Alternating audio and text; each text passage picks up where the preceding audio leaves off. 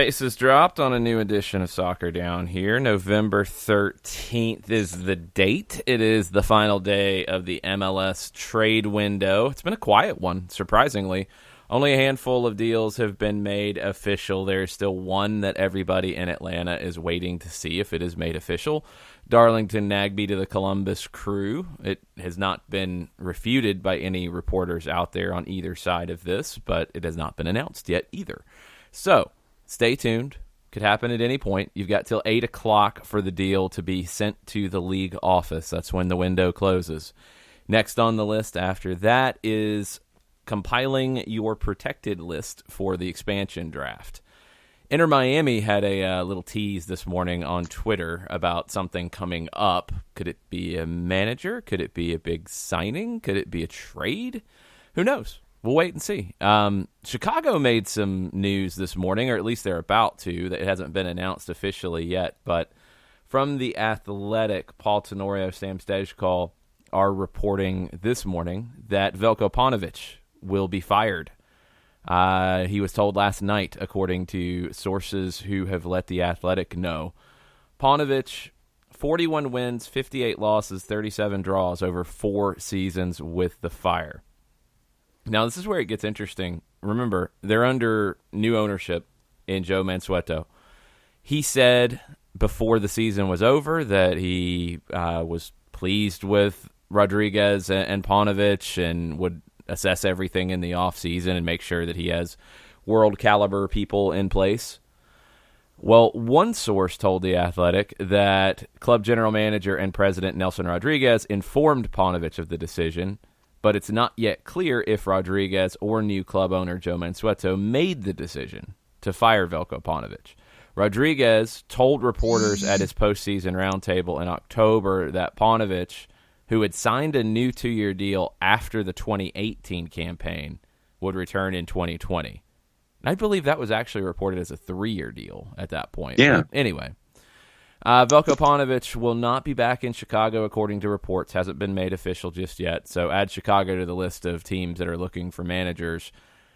I mean, this is a conversation we've had on the show probably from going back to the Peachtree Post days about Chicago and just not being able to get back into that upper echelon. It feels like it's been a long time since the Chicago Fire were a title contender, and I don't think they're really any closer today than they were when the day that Paunovic took over. No, and my largest question in seeing this news come across this morning was, if this was what you were thinking of doing, why wasn't this done at the end of the regular season, unless there were discussions for philosophy or whatever kept this from happening at the end of the regular season? If you're moving into a new building, if your owner is taking full control over things, if you want to try to turn things around in a first year back in downtown, it just, the timing to me is what raises the eyebrow and causes my hands to go palms up into the air. It's like, well, okay, if this was what you were thinking, unless there was some kind of trigger between the end of the regular season and now, why didn't this happen at the end of the regular season? Well, you have a new owner. I mean, I think that's the biggest thing here is Mansueto completed the purchase of the Fire in September 13th. So, that's 3 weeks before the season's over? So 2 months between then and now, yeah. Well, between then and now, but the season being over, Chicago's been done for a long time. Mm-hmm. So I don't know if it would have been a good move for Mansueto to come in and clean house day one. That's probably not the best way to go about your business. Did it take a little bit longer than I thought it would have? Yeah. I thought you probably could have come to this decision sooner, unless there was just a disagreement about the way to go forward, and that's always, potentially the case. We'll see if anything else comes out on it, but it's a move that, honestly, I didn't think it should have. The new deal shouldn't have happened. I just don't think the performance had been there. When you go back and look at the Chicago Fire and what they've done under Veljko Paunovic, it has not been good. They had 1 year that it was somewhat interesting, where they won 8 out of 11 games. You take that out of it, and it's been awful for the rest of the time that he's been there. Bastian Schweinsteiger gave a very short lift to the team, and since then it's been a lot of bad. I mean, you made it to one playoff match in 2017 where you went 16-11-7. You finished third in the East, and you got pounded in your own building 4-0 by the Red Bulls. You haven't qualified the last 2 years. You've won 18 games over the last 2 years. It's been shockingly bad. And, I mean, you won 2 more games in 19 than you did in 18. You converted more draws out of it, so you didn't lose as much. It's just, I don't know. The conversation after 2018, and I remember having this, and I was back and forth on should you bring him back, should you not bring him back. 2018, we saw the team fight for him at least, and they had a ton of injuries in 2018, so there were some built-in excuses. They did get to the semifinals of the Open Cup.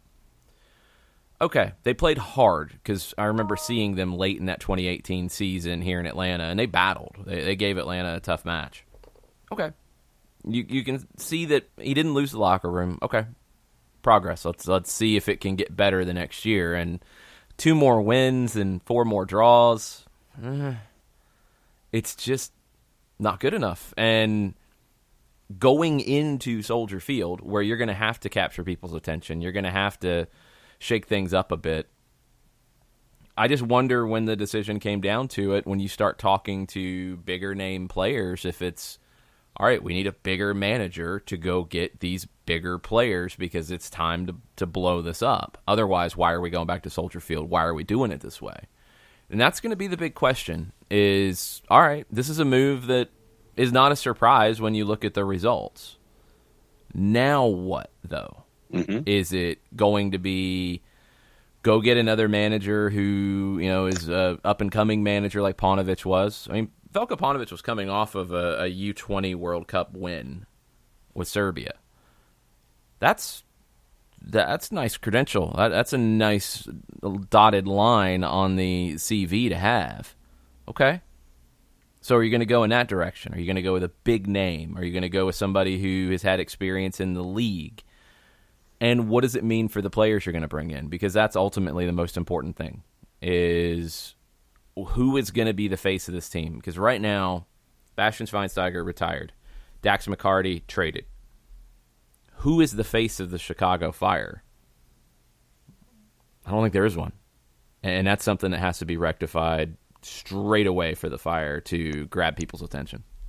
And I think that for me, wouldn't you have, because you're going into Soldier Field, because you're coming back downtown, because you want to make this big splash, does logic then lend itself to bringing in the quote-unquote big name so that individual can bring in a quote-unquote name player to make that splash? We talked about it yesterday a lot. Managers aren't generally bringing in players. So now I think the bigger question here is Nelson Rodriguez. Is he going to stay? Is his role going to be the same? Is that going to change? Because Rodriguez has talked about trying to sign players and not being able to get deals done, and he's felt like he's offered a good bit. Juan Fernando Quintero is one of those players. He hasn't been able to get the deal knocked out. Okay. Does that mean you need somebody else doing that? Does that mean you need a different situation? Are you going to go to a situation where you do have a manager who's the GM? It's rare, but are you going to get somebody who's going to demand that? Don't know. I mean, this is all happening on November 13th. Your transfer window, you can start making deals really any time now, and deals will start getting permanent as the window opens up in MLS. You got to plan for preseason. You got a lot of things that you have to figure out, and the longer you wait, the more difficult it gets to do these things. And you don't want to have your first season back at Soldier Field be a meh kind of year. You need to make a splash. So I'm just wondering if they're doing this now because they have somebody in place. I'm wondering if that's been the holdup, is they didn't want to do it until they had a replacement ready to go. Okay, if that's it, then it's time to move quickly. And does that replacement attract players? We'll have to wait and see. Yeah, and for me, what you say makes a lot of sense is that, okay, you're not going to make this move with Veljko Paunovic unless you have someone in mind. And so that's the logical thing. I don't know if that's true or not. Yeah. So sorry. I was approaching it logically. I guess that's the mea culpa. We don't know. And it's not fair to say that Joe Mansueto doesn't know what he's doing. He's been there for a couple months. You know, he's the new owner. He's going to put his stamp on it. You got to give him a little bit of time to actually do that. So he's made his assessment. He's moved on from the manager. Now what happens when it comes to GM, when it comes to technical director, players, so on and so forth? Those are going to be the questions that have to get answered. It's not fair to say that he doesn't know what he's doing when he hasn't had more than 2 months to do anything yet. So let's give him a minute. No, what I was getting at was that for me it makes sense, talking it out, that if you're making this move with Veljko Paunovic, that you hopefully had an idea as to where you want it to go. That was just the point that I was trying to make. It's possible. It is. It's also possible that you had conversations and said, well, I want to go in this direction, and Paunovic wasn't on board, and then, okay, it's time to go. That can happen too. I mean, that's the thing, is you don't know. And I think until we know really where things stand with Nelson Rodriguez, it will be a bit of a mystery, because it's always felt like a package deal with Rodriguez and with Paunovic. Now that Paunovic is allegedly on the way out, what does that mean for Rodriguez, and what does that mean for the way this club operates? And then, it goes back into the discussion that we had yesterday is, okay, you still have some time, but how much time is going to lapse between now and bringing in that new coach, whoever he is, and whatever level of recognition soccer fans have. And so for me, that's the next thing on the checklist. It's like, okay, how much time is going to lapse between now and bringing that new voice in? I'm just curious to see what the face of the Chicago Fire is going forward. Yeah. What direction do they go in? Is it big name players to fill up a big stadium? Is it great players to put a good team on the field to fill up a big stadium? Which way do you go? And who's making those decisions? That's going to be the key here when you get down to it, because now Chicago has hopped on the managerial carousel with Montreal, with New York City, with Orlando, with Real Salt Lake, with Inter Miami. You're also going to have St. Louis and Sacramento checking things out and keeping an eye on what they're going to do in the long term. New York City, you would think, has somebody in place with Van Bronckhorst from inside their City Football Group family. Right. Inter Miami, you would think would be big. Montreal, you would think would be European. Orlando, don't know. Real Salt Lake, don't know. Jason Christ has been the only candidate that's come up. So Chicago, are they going to be competing with a Montreal, with an Inter Miami? Is Chicago going to go South American? Are they going to go Mexican? What does it look like? We'll have to wait and see. Yeah, and that to me, once again, is like, okay, who's your face? And then the new manager, where's he coming from? And then what with his system, with that particular ideas, it's like, okay, I want this kind of style to play and these kind of individuals, and what the roster looks like when this new manager is brought in too. So there's a lot of questions with Chicago right now. All right, we're going to answer some questions, ask some questions about the U.S. men's national team in the next segment. Ernie Stewart spoke to the media yesterday. Don't know if he really made anybody happy. We'll talk about that right after this. Looking for future leaders we can trust and believe in? Look no further than the high school student athletes right here in Georgia. High school sports teach young people how to be effective leaders. It begins by making their grades and being on time for practice. It includes learning to listen, following directions, accepting responsibility, being a good role model. And it's about respect for officials, opponents, the rules, and each other. The result? It transcends sports. It gives us hope for the future. High school sports. There's so much more than just a game. This message presented by the Georgia High School Association and the Georgia Athletic Directors Association.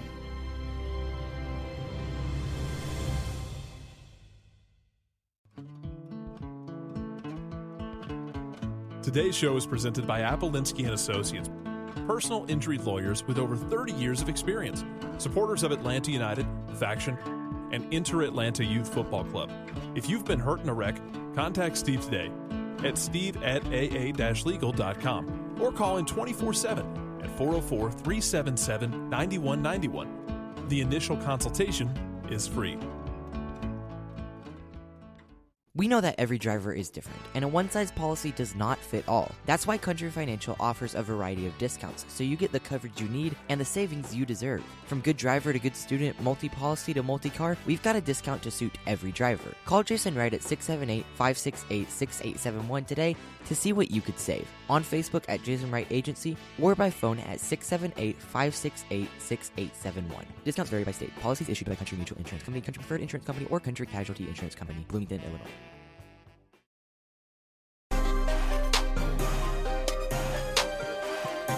Welcome back. Soccer Down here, November 13th edition. U.S. men's national team plays on Friday, and what I thought was a must-win game, I guess it's not, against Canada. It's must-win if you want to advance in the CONCACAF Nations League, which is an official competition, which I thought was important. Guess not, because it doesn't sound like it's must-win when it revolves around Greg Berhalter and his performance. Progress has been made, according to Ernie Stewart, and everybody should stop worrying, I guess. Something like that. Let's get into it from this competition first, because this is the important part, because last time I checked, competitions were important. Just saying. In this match, in this CONCACAF Nations League, the U.S. must win both of their matches this month and make up a 3-goal differential on Canada. If you win both your matches, you're going to make up that 3-goal differential. You should anyway, because one of the matches is with Cuba. That's the second one. The first one, you don't win, you don't beat Canada, you're out. You're done. You're not going to qualify for the CONCACAF Nations League semifinals out of a group with Canada and Cuba. Cuba, no chance. They had no chance coming in. You knew that. Canada, much improved. Far better team than they've been in recent years. But if that's where the U.S. program is that, oh, there's been progress, it's all good. If you don't get out of this group, it's okay. What happened to being one of the giants of CONCACAF? Because that's not the attitude of a giant in any confederation, to say that, yeah, it's okay if you don't qualify out of this group in a competition. I really don't understand this mentality, and it's not just with the national team. It's not just with this group. It's this whole mentality about, well, it's not a real trophy. It's not a big deal. It's not an old trophy. It's not a meaningful trophy. Well, go tell that to everybody else who's trying to win the thing. It's the same thing with Campeones Cup. It's the same thing with the Leagues Cup. It's the same thing with all these others. Look, Leagues Cup, look at the MLS teams and the rosters they put out, and look at the rosters that the Liga MX teams put out. Don't give me the nonsense about, like, oh, well, there's so many games, blah, blah, blah. The Mexican teams put out top choice lineups. Why can't you do the same? Well, it's just the Leagues Cup. It's a trophy. And you win a trophy and it means something. It's the same mentality about, like, well, it's Campeones Cup. It's not a real trophy. No, it's not a real big deal. Yeah, it's a big deal. It's a trophy. You won the trophy. You beat a team. You won it. Grab every freaking trophy you can find and put it in your trophy case. So this whole mentality in general with American soccer about, oh, well, no, it's not a meaningful trophy. Yeah, it is, because you're competing for it. And you got to learn how to win some trophy before you can win the big trophy. If you're going to pick and choose on what trophies matter to you, you've already lost. You've already lost. Because last time I checked, again, in this CONCACAF Nations League, there's nobody else who's diminishing it. So why does the U.S. think that they can? Why do you get a comment like, when looking at the future, so yeah, I would say when I evaluate Greg and the coaching staff and what I've seen today, I'm a pleased man. And an individual result is not going to change that. It's just not. I've seen that progress. That's from Ernie Stewart yesterday. Okay. An individual result's not going to change that. Well, first off, if you don't qualify, it's not going to be one individual result. It's going to be two. Because you should be beating Canada at home. And you should have been able to go to Toronto and at least get a result. And that would have been enough to get you through. So no, it's going to be two results. On top of other results. Take the Mexico ones out. Put those to the side for now. Because, no, the Mexican team is far better than you at the moment. Shouldn't be that type of gap, but it is. You lost to Jamaica at home. You lost to Venezuela at home. And you looked awful in doing it. You haven't looked inspired in 2019. You have not looked compelling in 2019. And I'm just going to read this quote. And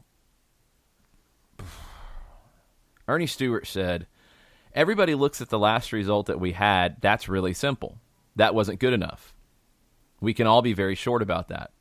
However, I have seen in games we've played, and I'll reference the first 25 minutes against Mexico, our players showed they can perform at a really high level, and there's been some other games." Greg Berhalter's been in charge for 16 matches. That's a lot of games. 25 minutes of a game that you lost 1-0. Out of all of those, doesn't show progress.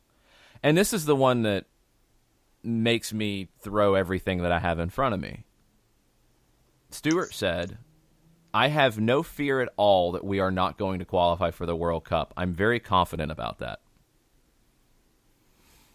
The comments that have been made in recent years about the arrogance of U.S. soccer, or the arrogance of American soccer in general. The trophy thing is one for me that shows a mentality that has an arrogance of you get to pick and choose what trophy matters to you.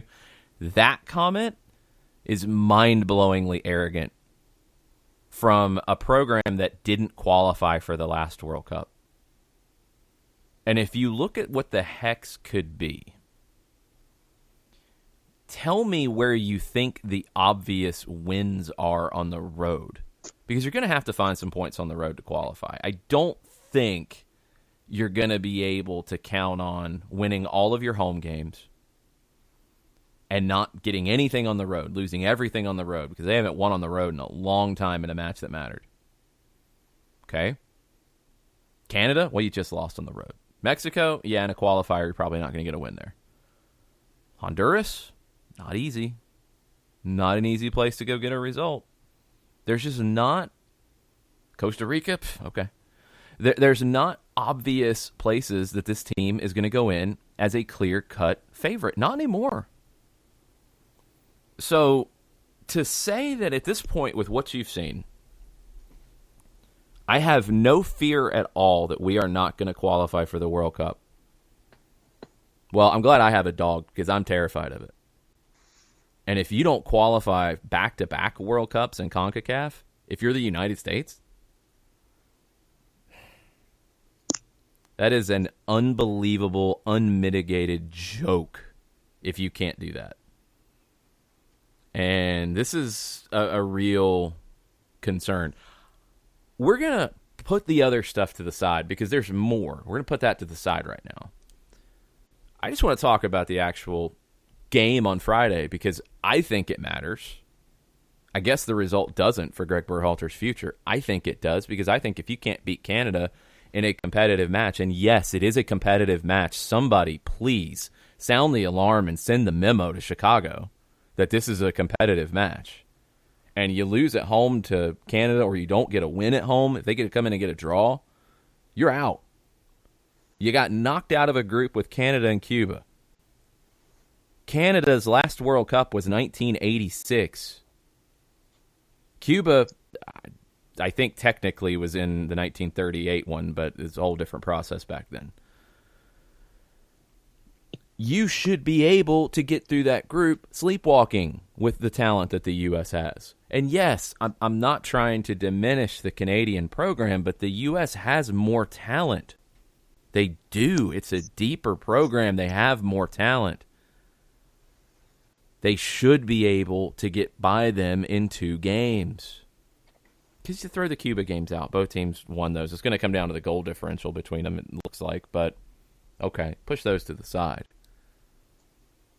If you can't take care of your home and away with Canada, well, you are no longer a giant in CONCACAF, and Mexico runs the Confederation, and everybody else is fighting for second place. And that includes Canada and the United States and Costa Rica and Honduras and Guatemala and Jamaica and El Salvador and everybody else that is battling it out for those spots. Panama, everybody. Because there is no clear-cut number 2. That was all I wanted to see at the end of 2019. I thought you had gotten there at the end of the Gold Cup. Obviously not. The U.S. has to reestablish itself as the number 2 team in CONCACAF before it can even talk about having no fear about qualifying for the World Cup. Unbelievably arrogant to make that comment and then to cite 25 minutes against Mexico in a match that you ultimately lost as the sign of progress in a full year. It has to be better. It has to be. The expectations have to be better. This cannot continue like this. The state of the program, the state of the attitude around the program is incredibly embarrassing right now if you love the sport in this country. It has to change. This cannot be swept under the rug that you don't get through the CONCACAF Nations League group stage. It's not just a, oh, well, whatever. It's not a friendly tournament. It is a measuring stick. And the measuring stick just got grabbed by your neighbors to the north, and they beat you over the head with it the first time around. Are they going to do it again in Orlando? We'll have to see. You're going to be missing a lot of players. You're going to be missing a lot of people for this game. It's not going to be an easy one. But I'll go back and watch that first 25 minutes against Mexico and see if it makes me feel better. I was doing a little math, and I know that you want to get into the match itself. But 16 matches, 90 minutes each, that's 1,440 minutes, if my math is right. Something like that, yeah. And happy with 25 of 1,440? He didn't say that he wasn't happy with the rest, but he cited that 25 as yes, we're making progress. So just looking at the quotes, and Ernie Stewart has now officially called a shot. So people will hang that on any piece of bulletin board that they can use bulletin board material for. But if you do not, you will be irrelevant on the world stage when it comes to this sport. If you do not make the World Cup for the second time in a row.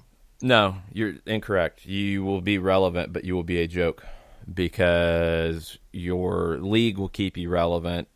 You're hosting a World Cup in 26. You'll be relevant, but you'll be laughed at and you'll be mocked and you won't be taken seriously. Okay, that's better. When you're not taken seriously, if you are the United States, who has been where it has been for as long as it has been, and you don't take care of business Friday and it doesn't happen, then there should be questions. There should be more questions than there are now. The fact that Ernie Stewart comes and says, yeah, we're cool, it just reminds me of every gift known to mankind of Kevin Bacon standing on the sidewalk in Animal House, the dog sipping the cup of coffee inside the kitchen while it's burning. That's what this reminds me of. He's pleased. I think he's in an extreme minority of where things are. If you're pleased, then you're over there, and I think that 99% of the soccer viewing and loving public when it comes to the national team is over on the other side of the room. And you sit there and you look at these quotes from Ernie Stewart and you're going, don't know what you're looking at. And we've had folks this morning on our timeline sit there and reference what Stewart has said. And I don't know if tone deaf is the right word. I don't know what the right phraseology is when it comes to this last round of interviews from Ernie Stewart. But you sit there and you go, like I said, don't know what you're looking at, but the fact that you're not viewing any trophy that could come across your bow as something that you can hang your hat on and win, that things are that it's not as meaningful. That's the impression. It's stunning to me at times that you still have quotes like this coming through and that you're not wanting to grab anything that is in front of you to sit there and put on your mantle. Now we're good. Now we're cool. Now we're okay. No, you're not. And the fact that you're dismissing what's in front of you, to me, it's just mind-blowing to see this kind of stuff.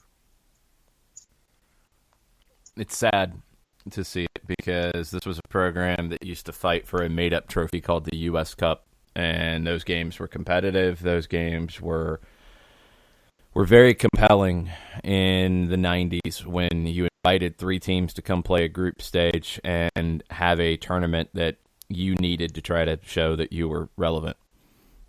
This was a program that went to the Copa America in 1995 and got to the semifinals. This used to be a program that fought for trophies. Now it feels like it's a program that it's okay if you don't win trophies. It's all right. There's progress. I'm just not seeing the progress. It's not good on any level at the moment, and it's something that just frankly has to change because right now there's no light at the end of the tunnel. Now, we'll get into the match itself because you look back at the first game with Canada up there. You saw them play a diamond midfield. They made it difficult for the U.S. to build out of the back. Is Greg Berhalter going to be willing to play differently without Michael Bradley in the midfield because he's out? Without Christian Pulisic in the team, he's out. Zach Steffen, out. You're going to have a midfield of Christian Roldan, Jackson Ewell, and Weston McKennie, maybe? Are you going to drop Sebastian Lletget into that? It's a huge issue. I thought Matt Doyle nailed it in his breakdown of what he's looking for. He said the U.S. plan under Berhalter, it's to bottle teams up in that mid-block that they do, force a turnover, and then methodically go about breaking them down. So you're not trying to press up high and force a turnover and go. You're not sitting deep and soaking up pressure and then going fast on the counter when you turn the ball over. You're kind of halfway in between. You're trying to make it difficult for teams to get through the middle third of the field. You force that turnover, but then you don't go. You bring it back and you methodically control the ball. Okay. Didn't work against Canada. Hasn't worked a lot, honestly, all year. And I think Doyle is 100% correct. He says there has to be a plan B or at least a change of pace and sometimes transition quickly into the attack. Even if you know, all right, it's a low percentage opportunity here, but if all you do every single time, you regain possession, you slow it down. You regain possession, you slow it down. You regain possession, you slow it down. What happens? You become predictable. It becomes easy for teams to play against you. All right, they lose possession. They're not going to be immediately punished for it. They get a chance to recover, get reset, and defend. And they feel like they can defend in those situations and do well.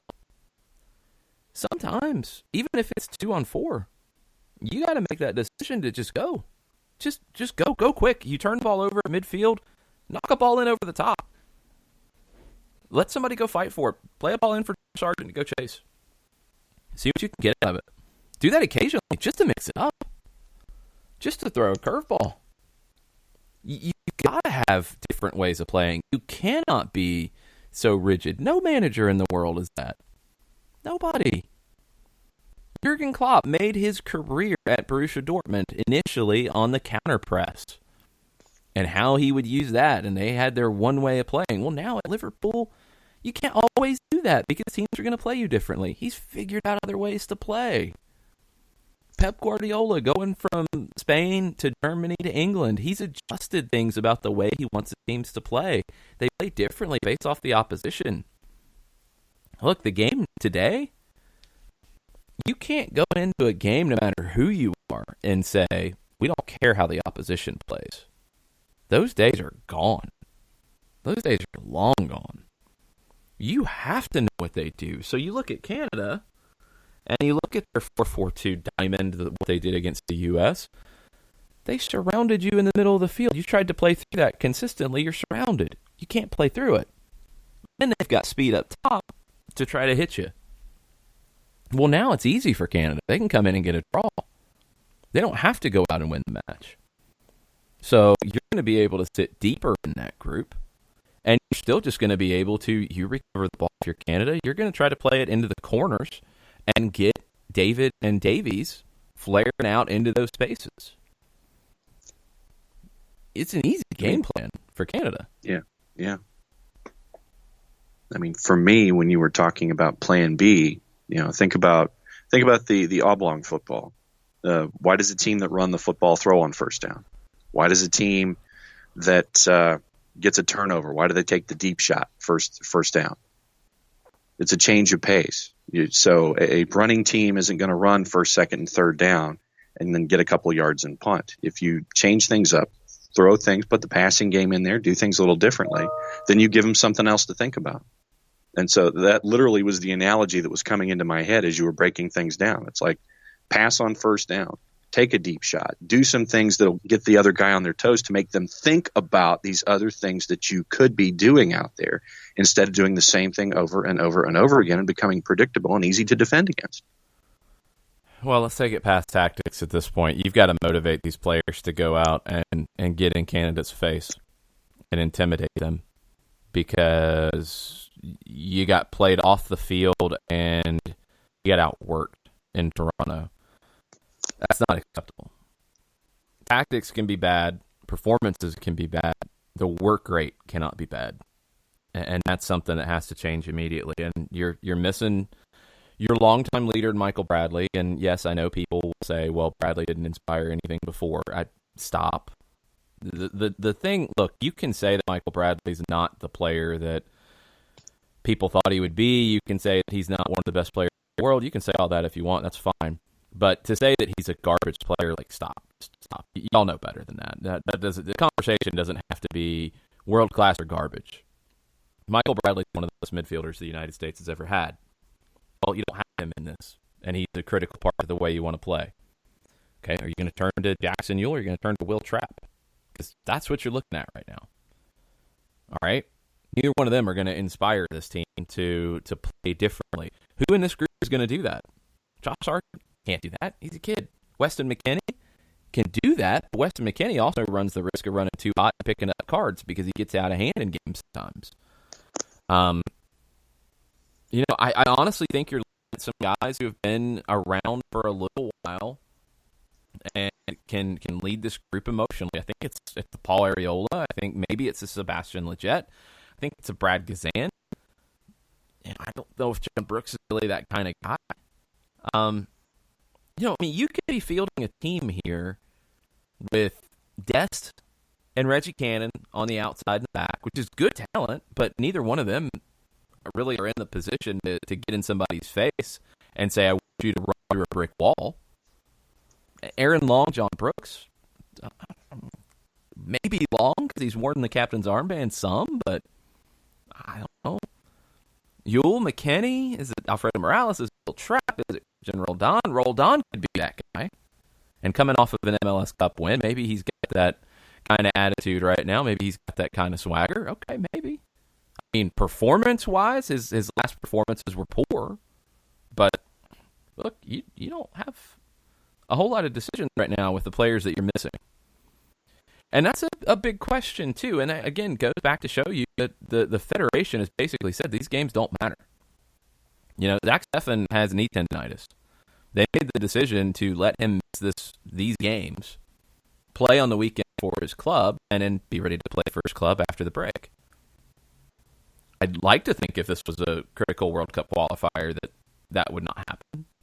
Don't know. But obviously this doesn't matter. Christian Pulisic, I know it started coming up immediately after the game for Chelsea that he might not come. He was injured, blah, blah, blah. Same thing. I mean, is it to that degree? Michael Bradley, ankle injury, suffered at an MLS Cup. Don't remember any issue with it. Is it? What's going on here? Like, that has to be a valid question. Are players being excused because this game doesn't matter? Are players, not wanting to come in and risk their physical health to play right now? Well, there's a couple clubs that might agree with that stance at the moment. I don't know. It's an absolute utter mess. And there's not an easy solution to getting past the Canada game. And look, after these statements from Ernie Stewart, and if you don't get past Canada, man, it's going to get ugly. It's going to get really ugly because then, and you've already seen Twellman hint at it, you've already seen Stuart Holden hint at it, then it gets to a point, well, if you're not questioning it now, when does it get questioned? Because it's not one game. It's not even just the Gold Cup. It's not the friendlies going into the Gold Cup. It's a Gold Cup performance where you did about what you should. And it's a CONCACAF Nations League performance that was a complete and utter failure. I don't know. I don't know who's going to be the person to inspire this group to put in the work rate that it's going to take to beat Canada. I don't know who the player is that is going to put the team on their back. I think there's a lot of pressure on Weston McKennie in this one. I think there's a lot of pressure on Josh Sargent. I think there's a lot of pressure on whoever's in goal because they're going to need a big day. If it's Brad Gazan, if it's Sean Johnson, they're going to need a big day because Canada's not going to be easy to keep off the board, not with Jonathan David and Alphonso Davies. If you had a chance to see Alphonso Davies for Bayern Munich this weekend, whoo, kid is playing incredibly well and with a lot of swagger at the moment. So not going to be easy to deal with him. We're going to take a break. We get into your questions on the other side. USMNT national team, MLS, whatever you want to get into right after this. A ranger station. I'd like to report a bear hug. Okay. I put out my campfire and Smokey Bear hugged me. So you drowned the fire, you stirred it, drowned it again, and felt that it was cold? Uh-huh. Yeah, but he's just letting you know you did good. Bear hug from Smokey Bear. Status update. I'm gonna let you go now. There are many ways to start a fire, but one sure way to put it out. Learn how you can do your part at SmokeyBear.com. Sponsored by the U.S. Forest Service, Ad Council, and your state forester. As a business owner, you know that every year brings new challenges and opportunities. The success of your business demands expertise and focus. And Country Financial can help you keep that focus by helping ensure you have the right insurance protection in place to meet your goals. Jason Wright can help you create a customized insurance plan that has coverages designed just for your business. Give Jason a call at 678-568-6871 or reach him on Facebook at Jason Wright Agency. Coverages vary by state. Policies issued by Country Mutual Insurance Company, Bloomington, Illinois. This is what matters. This is beyond X's and O's. This is the difference mutual respect makes. This is what character looks like. This is what defines us in Georgia. This is sportsmanship. School sports. It's not the outcome that matters most, but the way the games are played. This message presented by the Georgia High School Association and the Georgia Athletic Directors Association.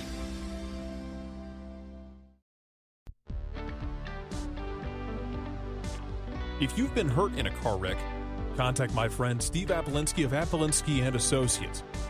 He's been representing individuals for over 30 years throughout Georgia and Alabama. Email him at steve@aa-legal.com or call him 24/7 at 404-377-9191. The initial consultation is free.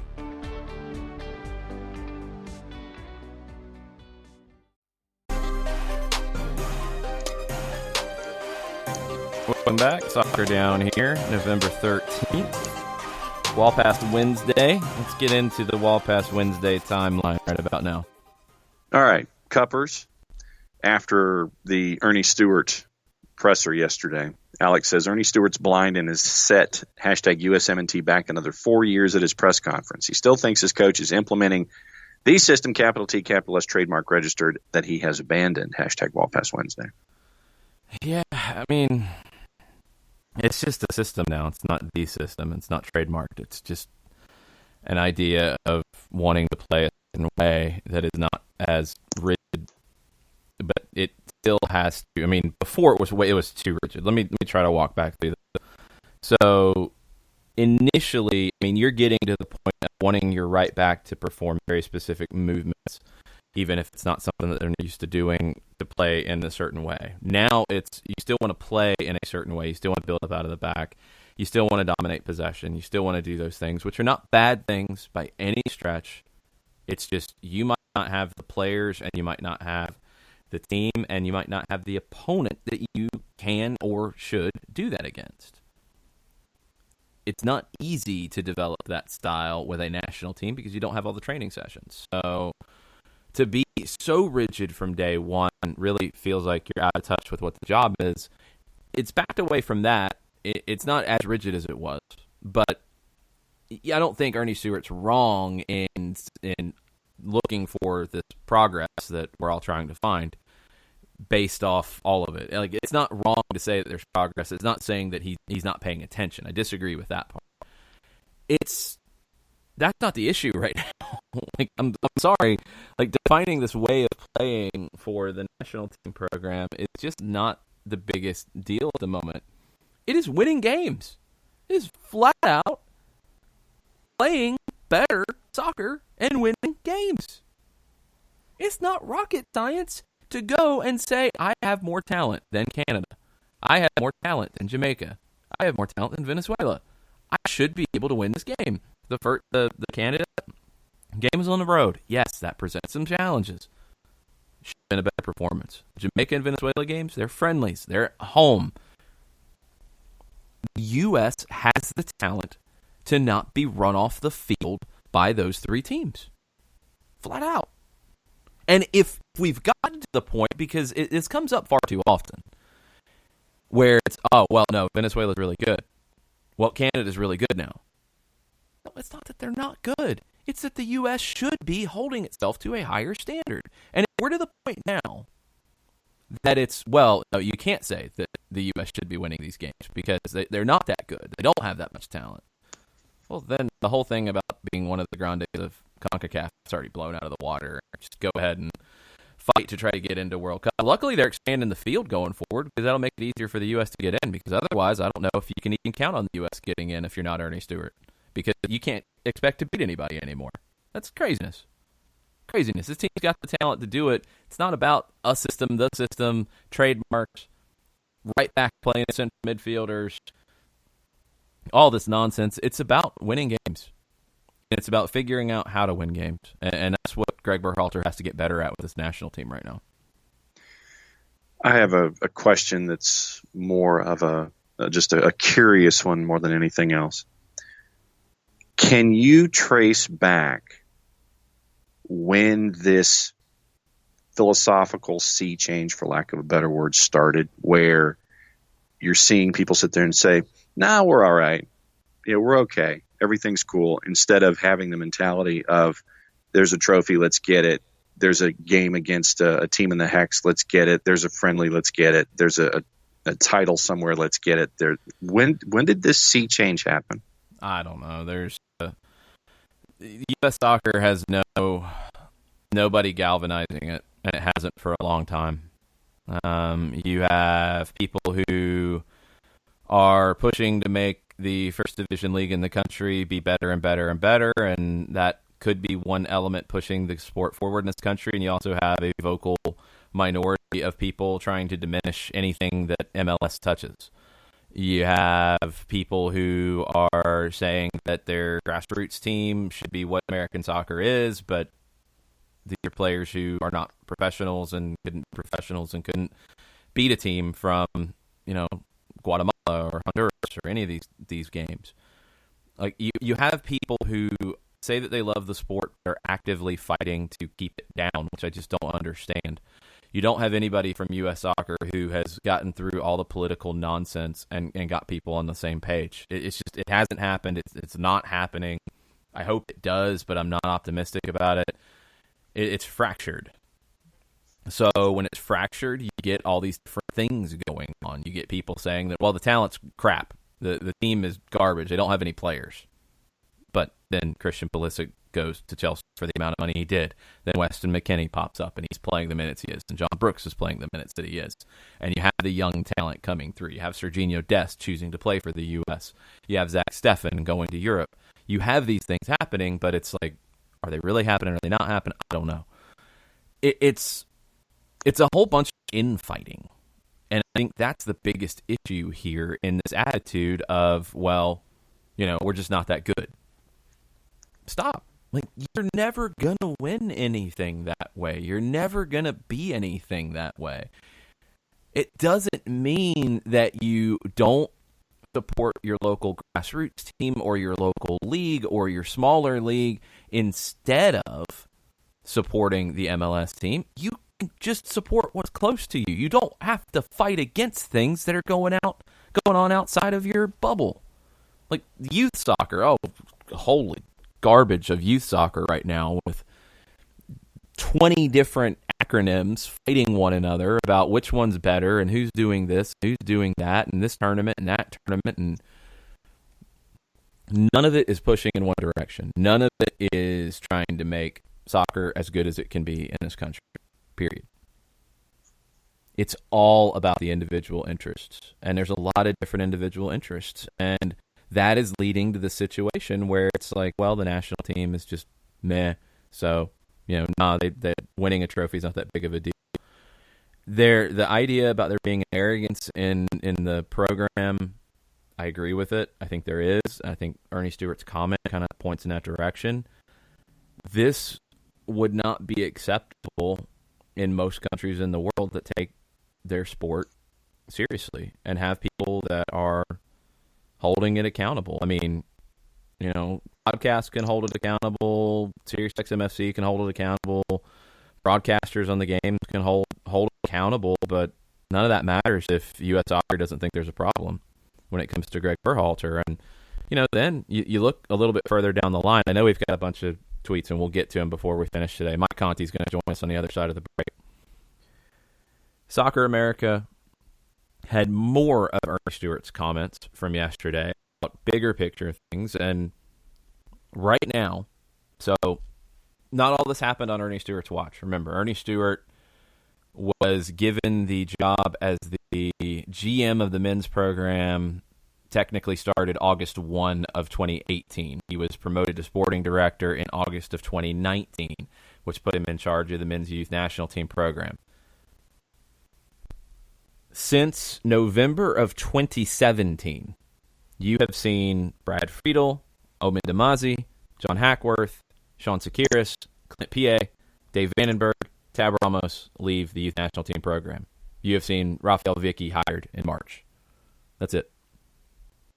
1, 2, 3, 4, 5, 6, 7. Gone, one in. In the last 8 weeks, this is from Ernie Stewart, in the last 8 weeks, putting the organizational chart for myself together, I would say youth national team coaches are something that we need. So ASAP, when asked about a time frame. I said, I can say we're already in the process of already hiring somebody, but we have to go through some processes on that. I'll say that. But we're already in the process of hiring at least one coach. It's a lot of process. But right after this camp, all steps are going forward. Why is this camp affecting the youth national team program going forward? Why are we trying to diminish a poor U17 World Cup? He was asked about the representation of Latino representation at the upper levels as well, and he was asked whether it concerned him. He said, when voiced, it is a concern in the sense that it's an opinion that's on the outside. What I can say to that is that when we put it together, we're just looking for the best people. It's as simple as that. There's no other stuff that goes on or anything like that. And is the Hispanic community an important part of the United States and U.S. soccer? Yes, I truly believe that. Should there be representation? Yeah, I believe that as well. That is hopefully what the future will also entail and what that will look like, but it's also about the quality of the people you bring in and everything. But it is an important part of our heritage. It's an important part of our community, so that should also be represented within the U.S. Soccer Federation. And I don't believe anybody within the U.S. Soccer Federation soccer feels differently than that. Not at all. I just don't know anymore. I don't know what the plan is. There's a flow chart being created for 8 weeks, and there's 6 vacancies on the youth national team side of things. I don't know what all these processes are. I don't know why you haven't been able to evaluate and have a conversation about the U17 World Cup. It's been over for a little while now. I don't know what in the world is going on in the Latino representation because it is not represented properly. And to talk about the quality of the people you bring in, well, Mexico thought Hugo Perez was high quality. So I don't know. One day, maybe it'll all change, but it's kind of starting to feel like other things where it's like you can easily walk away from it because you're frustrated and you don't want to deal with it and you don't want to talk about it anymore, but it doesn't change if you don't talk about it, so you have to talk about it, and you have to do this and have these conversations. I really hope that at some point the pressure is felt. It should have been going into this game, but it's already being downplayed, which is mind-blowing to me. This game should be a huge turning point for U.S. soccer either way. Either you make the decision that it's not working and things need to change now, right now, or, okay, the progress is shown and you've gotten through this part and you keep moving along and keep looking for the progress in 25-minute increments, but you keep looking for the progress. Right now, I have no idea where we're at, so we'll have to see where it goes. We're going to take a quick break, get Mike Conti on the line right after this. Looking for future leaders we can trust and believe in? Look no further than the high school student athletes right here in Georgia. High school sports teach young people how to be effective leaders. It begins by making their grades and being on time for practice. It includes learning to listen, following directions, accepting responsibility, being a good role model. And it's about respect for officials, opponents, the rules, and each other. The result? It transcends sports. It gives us hope for the future. High school sports. There's so much more than just a game.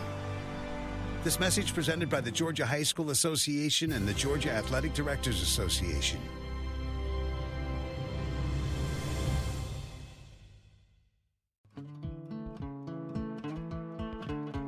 Today's show is presented by Appolinsky & Associates, personal injury lawyers with over 30 years of experience, supporters of Atlanta United, Faction, and Inter-Atlanta Youth Football Club. If you've been hurt in a wreck, contact Steve today at steve@aa-legal.com or call in 24/7 at 404-377-9191. The initial consultation is free. We know that every driver is different, and a one-size policy does not fit all. That's why Country Financial offers a variety of discounts, so you get the coverage you need and the savings you deserve. From good driver to good student, multi-policy to multi-car, we've got a discount to suit every driver. Call Jason Wright at 678-568-6871 today to see what you could save. On Facebook at Jason Wright Agency or by phone at 678-568-6871. Discounts vary by state. Policies issued by Country Mutual Insurance Company, Country Preferred Insurance Company, or Country Casualty Insurance Company, Bloomington, Illinois. You're listening to Soccer Down Here daily on SDH Networks, a division of OSG Sports. Find us at Soccer Down Here on Facebook and Twitter. The time is now the top of the hour. Peep, y'all.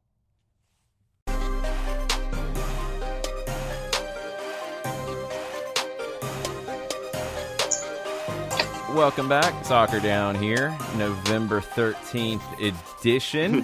It's a Wednesday. That means we get joined by Mike Conti. What's up, Mike?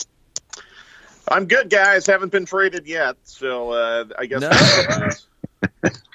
that's a good thing. Don't need any of the trades like that, please. Let's not have that happen. We have some news in the MLS world, though, that we're going to kick this off with. We have a home opener for Inter Miami scheduled. Okay. March 14th, 2020, Miami will be hosting the Los Angeles Galaxy in their home debut. Ooh. Well, I mean, look, even if Zlatan is not a part of it, that will be, I mean, clearly that's going to be a nationally televised kind of marquee matchup. Oh, yeah. I am a wee bit surprised that teams like Miami, I mean, we don't really have a lot of schedule leaks at this point, but Miami would be a team that I would think would be front-loaded with home games, I would have just thought. because of weather reason. Now, maybe this is to give them more time to get their stadium situation in order.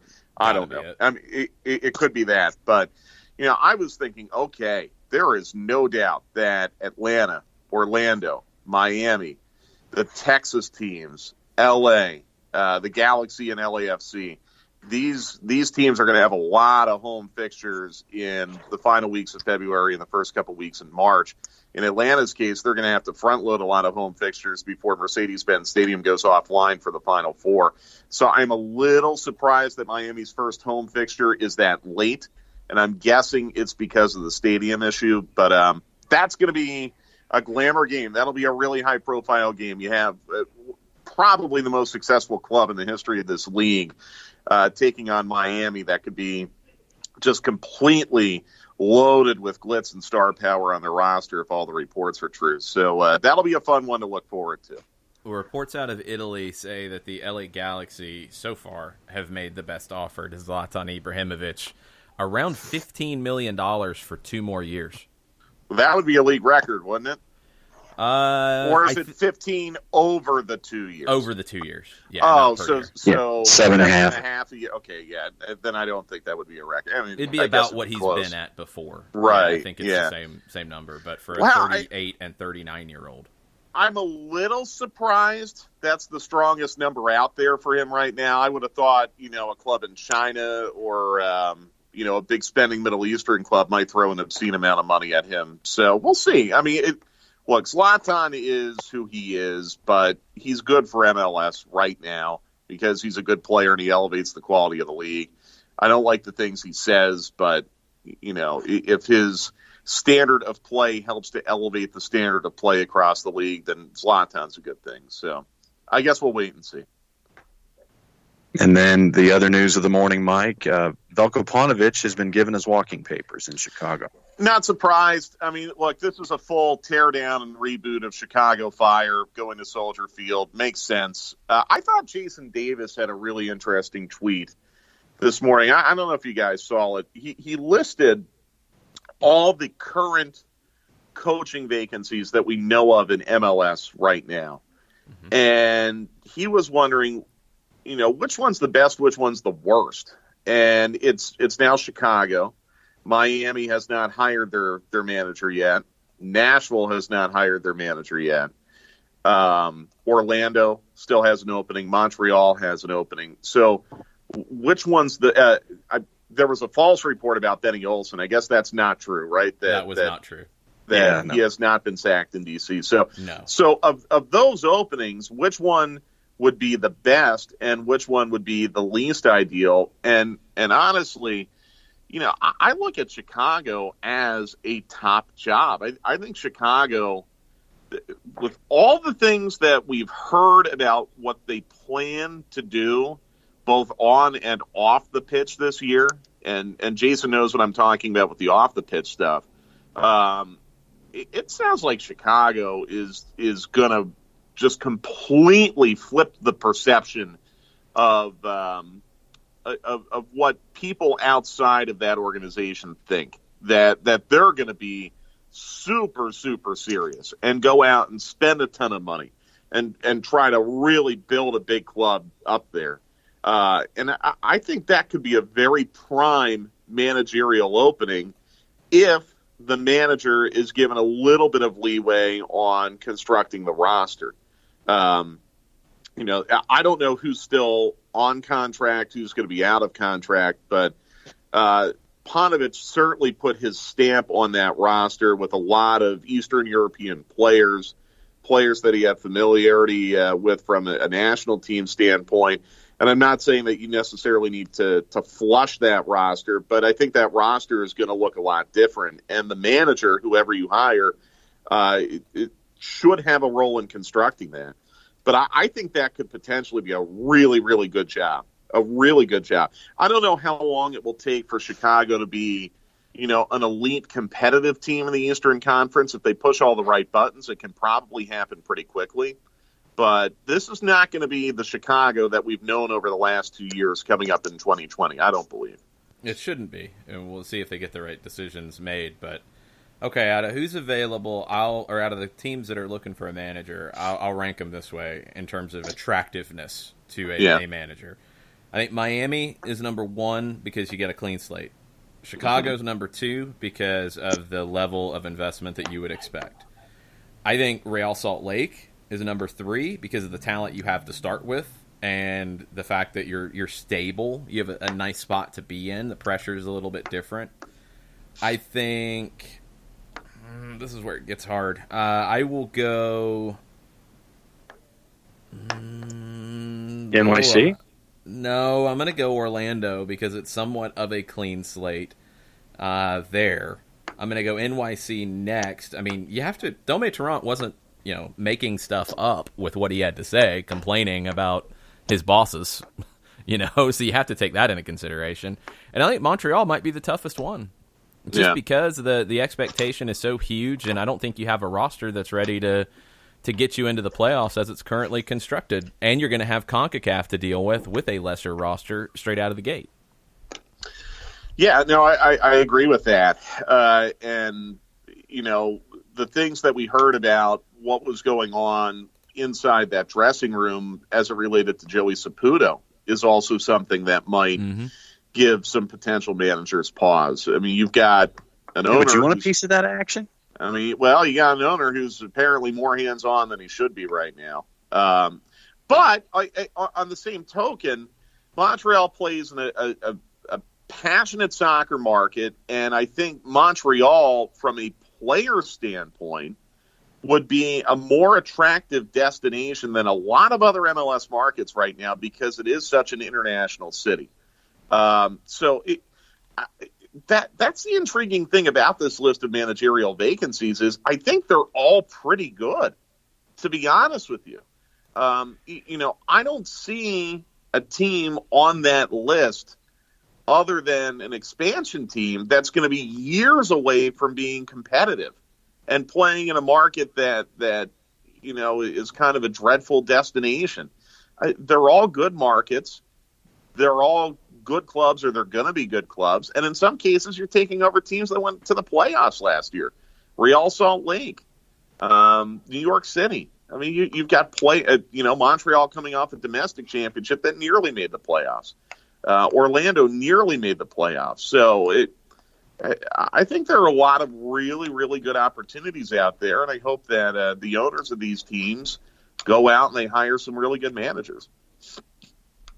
When we're talking about Inter Miami, Mike, how competitive, knowing how the Moss brothers and David Beckham want to make that splash in the East, how competitive do you see them out of the blocks? Are they that 7-8? Are they on the outside barely? What do you look at? What is your anticipation level when it comes to Inter Miami? I mean, without knowing a single thing about their roster, who their manager is, or who's even going to be in the Eastern Conference this year, my base expectation is that they're going to be kind of middle to bottom of the playoff group. So I guess that'd be 5 through 8, or 5 through 7, excuse me. That would be my base expectation, and then that could fluctuate depending on what their schedule looks like, who they end up bringing in, to fill out the team, who they end up bringing in to manage the team. I think it would be adjusted from there. I think they'll be very, very ambitious. But it's probably a little bit premature. I mean, again, we don't even know who's going to be in the Eastern Conference. We can guess, but we don't know for sure. So you look back at the last two that I think are going to come in, that Miami is going to come in to try to emulate, and it's LA and Atlanta. So LA got as high as third in the Western Conference in 2018 in year one. 57 points. That's a big total for year one. Atlanta was fourth in year one in the East. Fourth, Miami but could have been there. But fourth, but could have been as high as second on decision day, if I remember that correctly, right? Correct. So, Yeah. I mean, I sure think they're going to try to get there. I think a lot of it depends on, they have very lofty goals right now about who they want to bring into play for this team.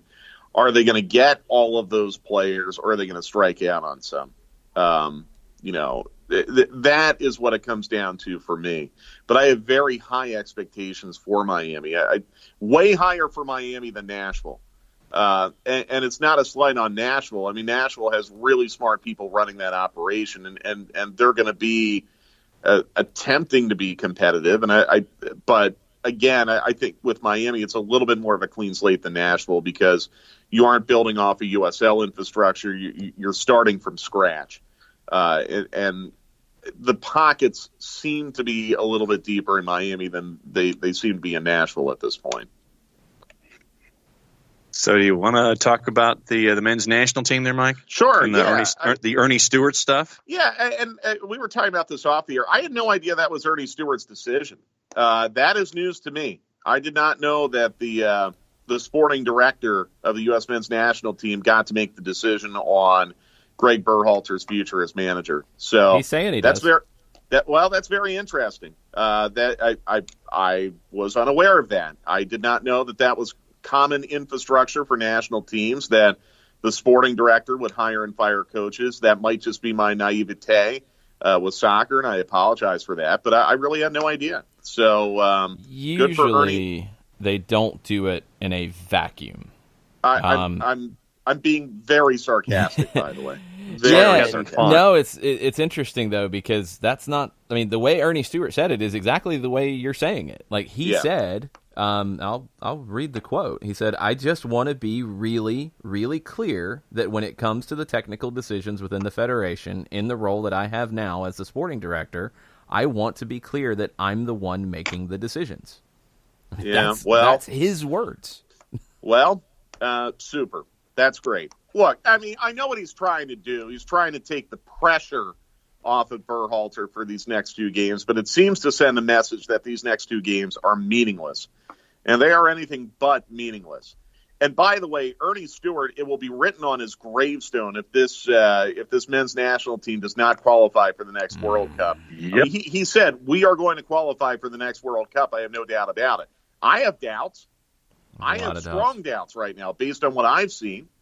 So yeah, it continues to be a crap show. And honestly, that's not the message that you need to be sending to your supporters right now. I don't think they really care. I really don't think they care what people think about them, outside the federation, but,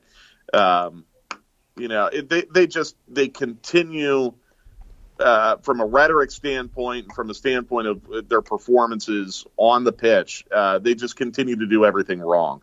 And, it goes back to, I forget who said it. I think Bruce Arena said it. I mean, the U.S. men's national team is being run like a club team right now. You've got a club team sporting director in Ernie Stewart, who was from Philadelphia. You have a club manager, Greg Berhalter from Columbus. You have the president of the country club, Jay Berhalter, who's the brother of the manager, making or in position to be the final say on all of this. They're running it like a club team, and that really doesn't work well from a player standpoint when you're only in the team for a couple days at a time. And the conflict of interest, and this was the Grant Wall quote that came out of Sports Illustrated. The fact remains, though, that if Jay Berhalter gets the CEO job, the man who determines the fate of Greg Berhalter, Ernie Stewart, would report to the coach's brother, which is simply an institutional conflict of interest that should never happen and has nothing to do with Stewart's ethics, which have never been in question in this space. No, but didn't Ernie Stewart play with Greg Berhalter? Like, weren't they former teammates? Yeah, they overlapped a little bit. Or did they just miss? They overlapped. Stewart, okay. Yeah, I mean, look, the fix is in. Greg Berhalter is going to be the manager for the rest of this cycle, at least. The fix is in, because the two people above him aren't going to fire him. So this is what we've got. This is what we've got. It's great, awesome. I mean, let's throw our support behind him. And by the way, this is the guy. Let me be very clear. I think he had a very large role in costing Atlanta United the MLS Cup this year. I really do believe that. Let's just keep that in mind too. But hey, whatever. I mean, it's great. I mean, it's great. Awesome. Love the U.S. men's national team. Really look forward to watching them play. So much to get optimistic about right now. Blah, blah, blah. It's great. I was going to ask, are you going to watch Friday night? No. Watching the U.S. men's national team is like, well, you got to be careful. It's like watching certain NFL teams. You just kind of dread their next game because you know something bad is going to happen. So I'll watch high school football Friday night. The Hawks don't play on Friday. So, yeah, I'll be watching you, John, on Friday night. You're watching me freeze. Thanks. Yeah. I'm a glutton for punishment. I'll be watching it and trying not to break things that are in front of me. That's the sad thing, though. Like, I'm an American. I'm a U.S. men's national team fan before anything else, other than Atlanta United, obviously. I mean, I want so badly for them to succeed. Winning a World Cup or making a deep World Cup run would open doors for soccer in this country that still haven't been opened yet. It would be enormous if that happened. I want them so badly to succeed. But I don't have confidence that they will. They keep doing everything wrong. Look at how much better Pulisic played, by the way, once he got out of that, Berhalter camp or whatever the heck you called it a couple weeks ago. He goes back to England when the guy's practically in tears being taken out of a game in Canada. He goes back to England. He completely balls out before getting hurt. Why can't we get that out of Pulisic here? I think a lot of it has to do with the manager, obviously. But no, I mean, I want the U.S. men's national team to succeed, but this group just doesn't have it right now. And every time you play, you're just nervous about the outcome. A lot of it has to do with the fact, too, they're playing very high-risk, low-reward fixtures. You're not going to get a lot of credit for winning it against Cuba. You're not going to get a lot of credit even for winning up at Canada. These are low-reward, high-risk fixtures. And it's not like you're in a Copa America and you're going to play Argentina and Colombia and Chile and okay, whatever happens, happens, because those nations are better than you. They're better footballing nations than you. You're playing teams you should beat. So if you beat them, okay, they should have done it. If you lose, it's WTF. And that's another kind of not so fun aspect about where they are right now. They can't take care of the teams in their conference, if you're looking at it from a college football perspective or college basketball, that you have to play. And you're favored to win. The ones that it's just the expectation is you take care of business here. You go on and you get your seeding. And right now, the U.S. hasn't really shown that it can handle anyone comfortably. That's a problem. No, not even Curacao. It's just whatever. I mean, it is what it is. We can scream and moan and whine and complain about it. Nothing's going to change based on anything I say. So, I mean, good luck. We'll see what happens. But I'll be looking forward to some really good high school football on Friday night. What'd you think of MLS Cup? Didn't watch a second of it. Seen the highlights, though. I saw the first goal, which was an own goal that wasn't scored an own goal. I mean, it sounds like it in a way there was some irony. I guess there was there definitely was. There was a complaint from Toronto that there was a foul in the build-up to one of the goals. Well, hey, I mean, that's why Toronto got into the MLS Cup heard final. That before. Yeah, look, I mean, a lot of overtones to the Eastern Conference final. Toronto, unlike the East final, they dominated possession. I think it was 65-35, something like that. Yeah, they were really good. The match to open up. They were really good. They get the result. That is soccer. Again, and I've said it a couple times recently, I really felt the best team I saw against Atlanta United in person this year was Seattle. And some people are screaming, rabble, rabble, LAFC. Seattle was the most complete team I saw against Atlanta United this year. LAFC could not defend. Seattle could. So they deserve it. I'm happy for them. I'm really happy to see the attendance. I'm really happy to see the local TV number they got in Seattle. I'm really happy to see the turnout they got at their parade yesterday. All those things are good for the league. This is not a competition between Atlanta and Seattle and who loves their team more. It's not supposed to be that way. It's good when we have cities like Atlanta and Seattle that are supporting their teams like this. It's good for the league. The rising tide will raise all the boats. So, but I did not watch the game. I just couldn't bring myself to it. It still really hurts. It still really, really hurts. This is absolutely one of the worst, what could have been stories in Atlanta sports history. And, you know, you can eliminate the memory of that very quickly by going out and doing it in 2020 and winning it all and, you know, starting a little dynasty yourself. But Seattle is absolutely the deserving champion. I'm happy for them. They absolutely took the difficult path. I mean, they had to beat LAFC. They had to beat Dallas, which was, a team that was playing very well at the end of the year. Toronto was the hottest team in the league, undefeated in 14 league matches going into the Cup final. So they definitely it was not a fluke. They definitely took a hard road to get there, and good for them. I hope that Chad Marshall gets a ring because he's part of this. The interview with him was hilarious, by the way, afterwards. I believe it was with local TV. Marshall said he'd had a couple drinks. He was happy. He had somebody threw a medal at him, and he put it on. And, I think he will get a ring. Yeah, we know what it's like. I mean, it's a good feeling. And those great feelings that we had last year here in Atlanta, they're experiencing in Seattle, and I'm happy for them.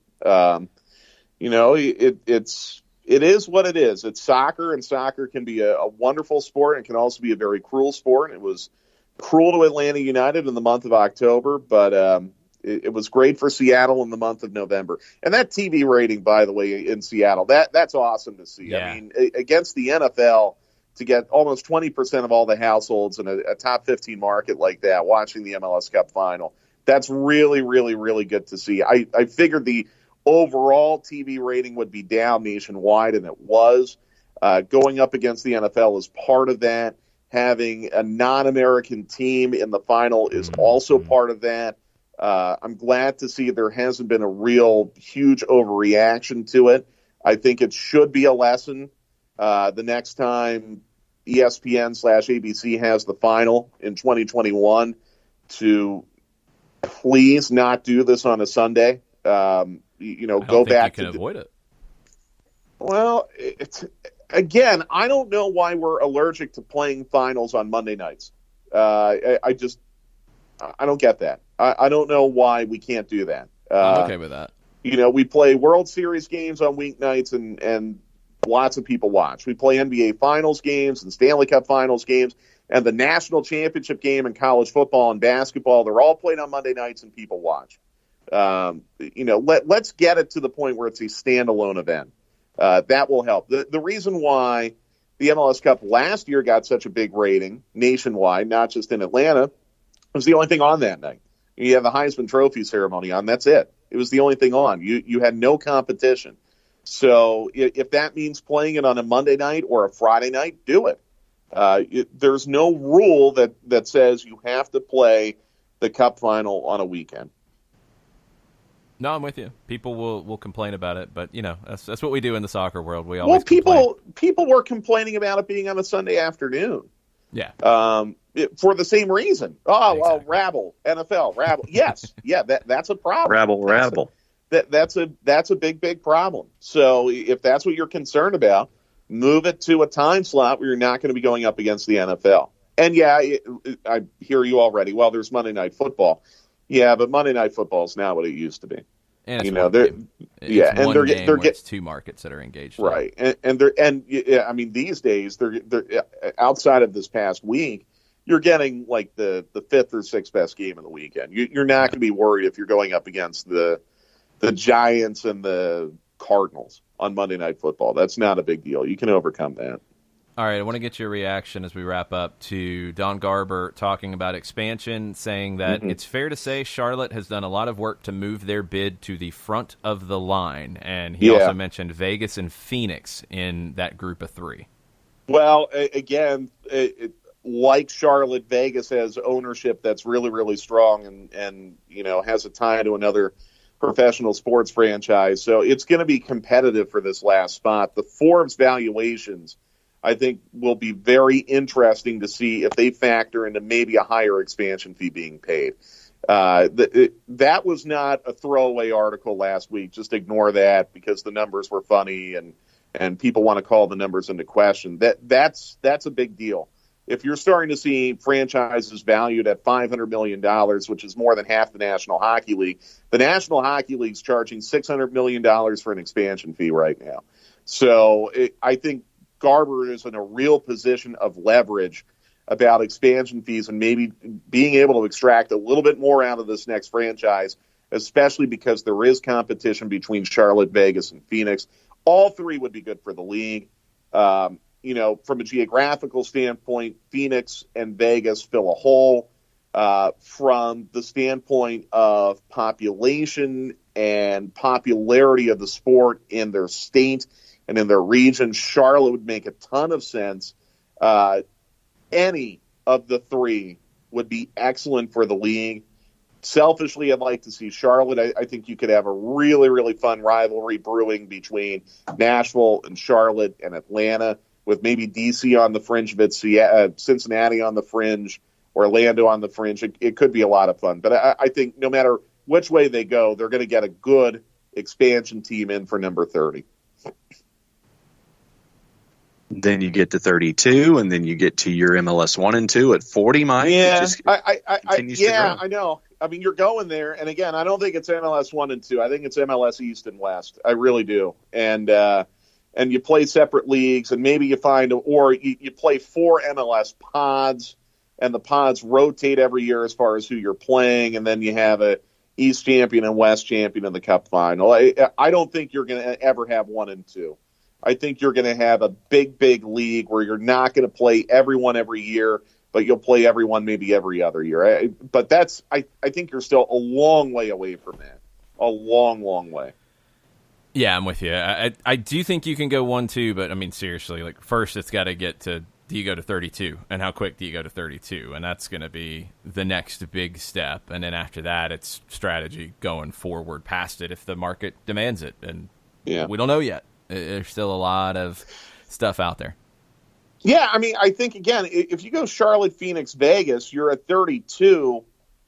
Yeah, I mean, Detroit, there's been some interest up there, but I think you're at a point where if you get those three markets into 32, something will always bubble up. I mean, Indianapolis will probably bubble up again. Detroit, as I said, maybe Louisville, but I think then you're at a point where you're in all the major TV markets. You've got every geographic region of the country covered other than, maybe putting a team in the Dakotas.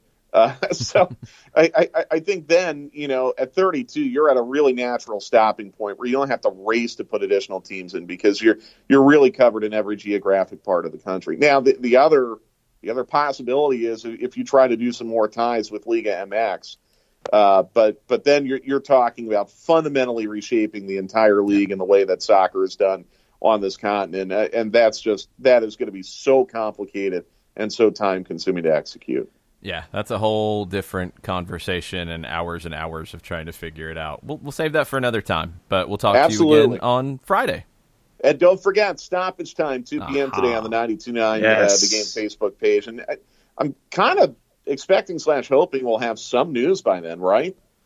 You would think. The other moves that had been reported have been announced. Nashville's got a couple players. Miami's got a player. So it's kind of waiting to see. So we'll find out what happens. Maybe we'll know by 2 o'clock. Hopefully. See you then. See you then, Mike.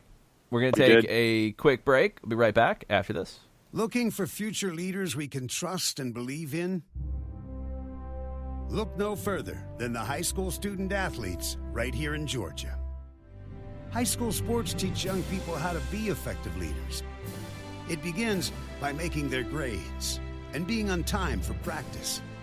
It includes learning to listen, following directions, accepting responsibility, being a good role model.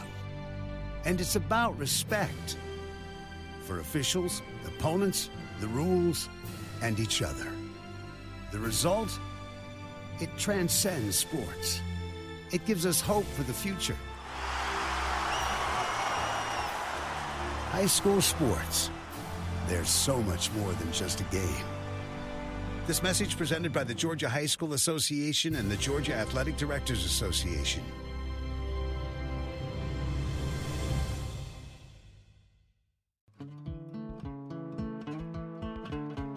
Today's show is presented by Appolinsky & Associates, personal injury lawyers with over 30 years of experience, supporters of Atlanta United, Faction, and Inter-Atlanta Youth Football Club. If you've been hurt in a wreck, contact Steve today at steve@aa-legal.com or call in 24/7 at 404-377-9191. The initial consultation is free. We know that every driver is different, and a one-size policy does not fit all. That's why Country Financial offers a variety of discounts, so you get the coverage you need and the savings you deserve. From good driver to good student, multi-policy to multi-car, we've got a discount to suit every driver. Call Jason Wright at 678-568-6871 today to see what you could save. On Facebook at Jason Wright Agency or by phone at 678-568-6871. Discounts vary by state. Policies issued by Country Mutual Insurance Company, Country Preferred Insurance Company, or Country Casualty Insurance Company, Bloomington, Illinois.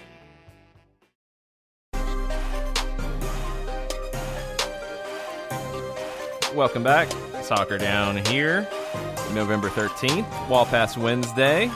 Last call for questions, comments. Get them to us on Twitter at Soccer Down here. We'll dig into it. Lots of U.S. men's national team stuff. We'll get into that. Some other news and notes to touch on before we dig into the Twitter timeline. So we mentioned Charlotte and that expansion update. Joe Bruno of WSOC TV in Charlotte, which, I mean, WSOC, it would seem like they would be the front runner for the TV rights for whatever happens in Charlotte soccer. According to Joe, Charlotte City Council discussed MLS expansion during their closed session last night, a city source tells Joe Bruno. There's some different things about, I guess, tax funds and buckets of money and using it in terms of infrastructure around training facilities and things that Tepper has talked about revolving around bringing a team to town. So I'm assuming that's what's being talked about, but it sounds like progress is being made. And with Don Garber's comments with this, there are things in motion to make this happen. And if you go back and look at the timeline, so you have the two teams coming in now. You have the two teams coming in 2022. You have one team coming in 2021, Austin FC. I think they'd really like to have a second team come in 2021. And if Charlotte is ramping things up quickly to be that team, well, it would fit. It would make a lot of sense. So keep an eye on Charlotte and keep an eye on them for 21. I don't think that's completely out of the picture. Speaking of Austin, they are building a $45 million training facility in Northeast Austin, according to Chris Bills of the Austin Statesman. It's about 5 miles away from the stadium. It'll be known as the St. David's Performance Center. St. David's Healthcare purchased the naming rights to the facility, became the team's first founding partner back in May. That has been unveiled. Typical training facility type of space, big building, lots of fields, et cetera, but $45 million investment, that's going to turn some heads. I think Austin is showing that they are legit and they are doing this in a pretty big way.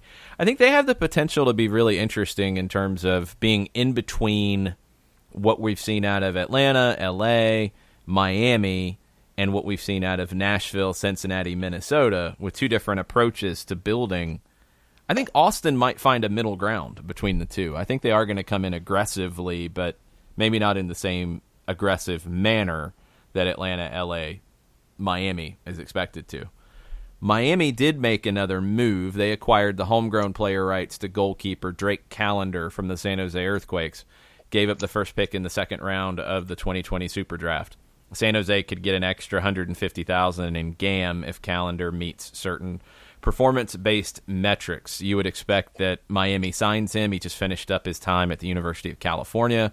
He's been called into the US U23s here lately, so that would be your first homegrown signing for Miami, even though he was developed at San Jose and then went to college and played 4 years. So anyway, smart move from Miami to get a goalkeeper that I guess San Jose didn't feel like they needed right now, and they're able to bring in the resources to get something for him.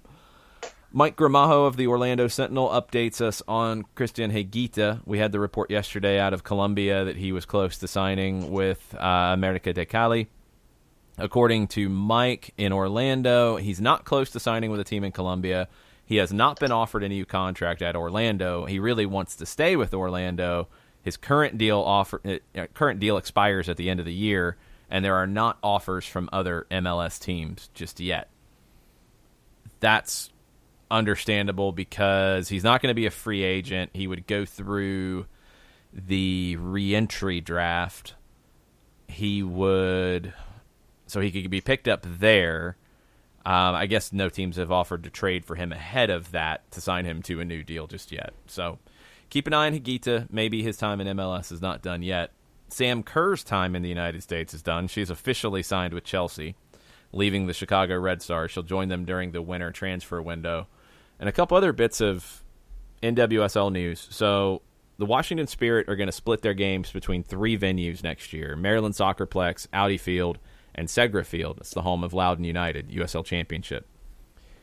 I think ultimately they're going to get to where they play most of their games at Segra Field and a few big ones at Audi Field and not play at the Soccerplex anymore. Maybe this is seeing out a contract or what have you. The Louisville team in the NWSL, it is going to be called Proof Louisville FC. That was confirmed yesterday. The logo's not bad. I want to see how they do this branding because that's a very strange name. It's a very strange name for a team. So how they make this work, I will be curious to see. And in a classic Orlando manner, the Orlando Pride and the NWSL really screwed up the situation here. So they had the waiver draft in the NWSL, and Orlando drafted Australian midfielder Chloe Lagarzo. Well, she should not have been available in said draft because she was on loan from Sydney FC. That would have made her ineligible to be part of a waiver process because she was on loan to a club. So the Pride selected her. The NWSL didn't correct the issue before the pick or after the pick. And now, despite this discrepancy, the league is not seemingly going to give any compensation to Orlando for making the mistake, and the league making the mistake, and everybody making the mistake. So, good times. Can we make these rules a little easier in WSL? Can we have a little quality control? Make sure these things get touched on, please? Okay. Hopefully that works. In PSL, big news down south. They are adding a Gulf Coast Conference. Teams coming over from the Gulf Coast Premier League, AFC Mobile being one of them. Jacksonville Armada will be part of this conference as well. They are making some progress on building their own stadium in Jacksonville, and they're not going to really look at the professional options, whether it's USL, whether it's NISA, whether it's something else they try to create themselves. They're not going to even get into that until they get their stadium nailed down, and they are making progress there. But their U23 team, which right now is their only team, will be part of the NPSL Gulf Coast Conference going forward. It's a good move for the NPSL, for the Gulf Coast Premier League. It is a step up to be part of the NPSL from a regional amateur league. Now, this is always going to be the dilemma for teams at this level is, can they take that step up with greater expectations, with potentially greater travel than they're used to, and greater responsibilities in running their team? And that's always the question. I think there is a space for both levels of leagues, but you are going to have teams who outgrow the league that they're in. And we've seen it with Chattanooga and Detroit from NPSL going to NISA. Now you're seeing it with lower teams coming up to NPSL. It's a balancing act. So where does the GCPL go from here? What does the NPSL look like? Because they needed to bolster their South region. They have now. Okay. Soccer Wars with a Z continues. And we'll be catching up with the teams in the new Gulf Coast Conference as we go, and we'll have those out as 1v1s coming up the next little bit. For sure. Let's get into the Twitter timeline because I know we've got some. All right. Mikey at Lamont Michael says, longtime listener, first-time caller. He's curious about transfer fees being included into DP and cap hits. If the spirit of the rule is only 3 players are paid over X amount, shouldn't only the percentage of the transfer fee the player gets be factored into the hit? #WellPassWednesday. No, it's consistent across the board because it's not just the DPs that the transfer fee factors in. It factors in for everybody. So if you go sign a guy for $1 million, but you're going to pay them $150,000, you're still going to have to deal with that hit because it is an expenditure to bring them in. I don't know how you could do it differently, to be honest, unless you had a transfer cap and a salary cap and had them separate, or if you just said, well, you can go spend whatever you want on transfer fees and let teams do it that way. That would take a step further away from cap control, in my opinion. Since it's consistent across the board, I think it makes sense. I don't know how you would do it otherwise is the problem. It does create some issues, and I do wonder if you could create a situation where it is, instead of being divided up over the life of the contract, it's only in the first year of it, since you could, if you wanted to, pay the transfer fee up front and not stretch it out. A lot of teams do pay transfer fees over a period of time, and if you pay it that way, then have it hit the cap that way. If you pay it up front, you should get the cap relief for paying it up front.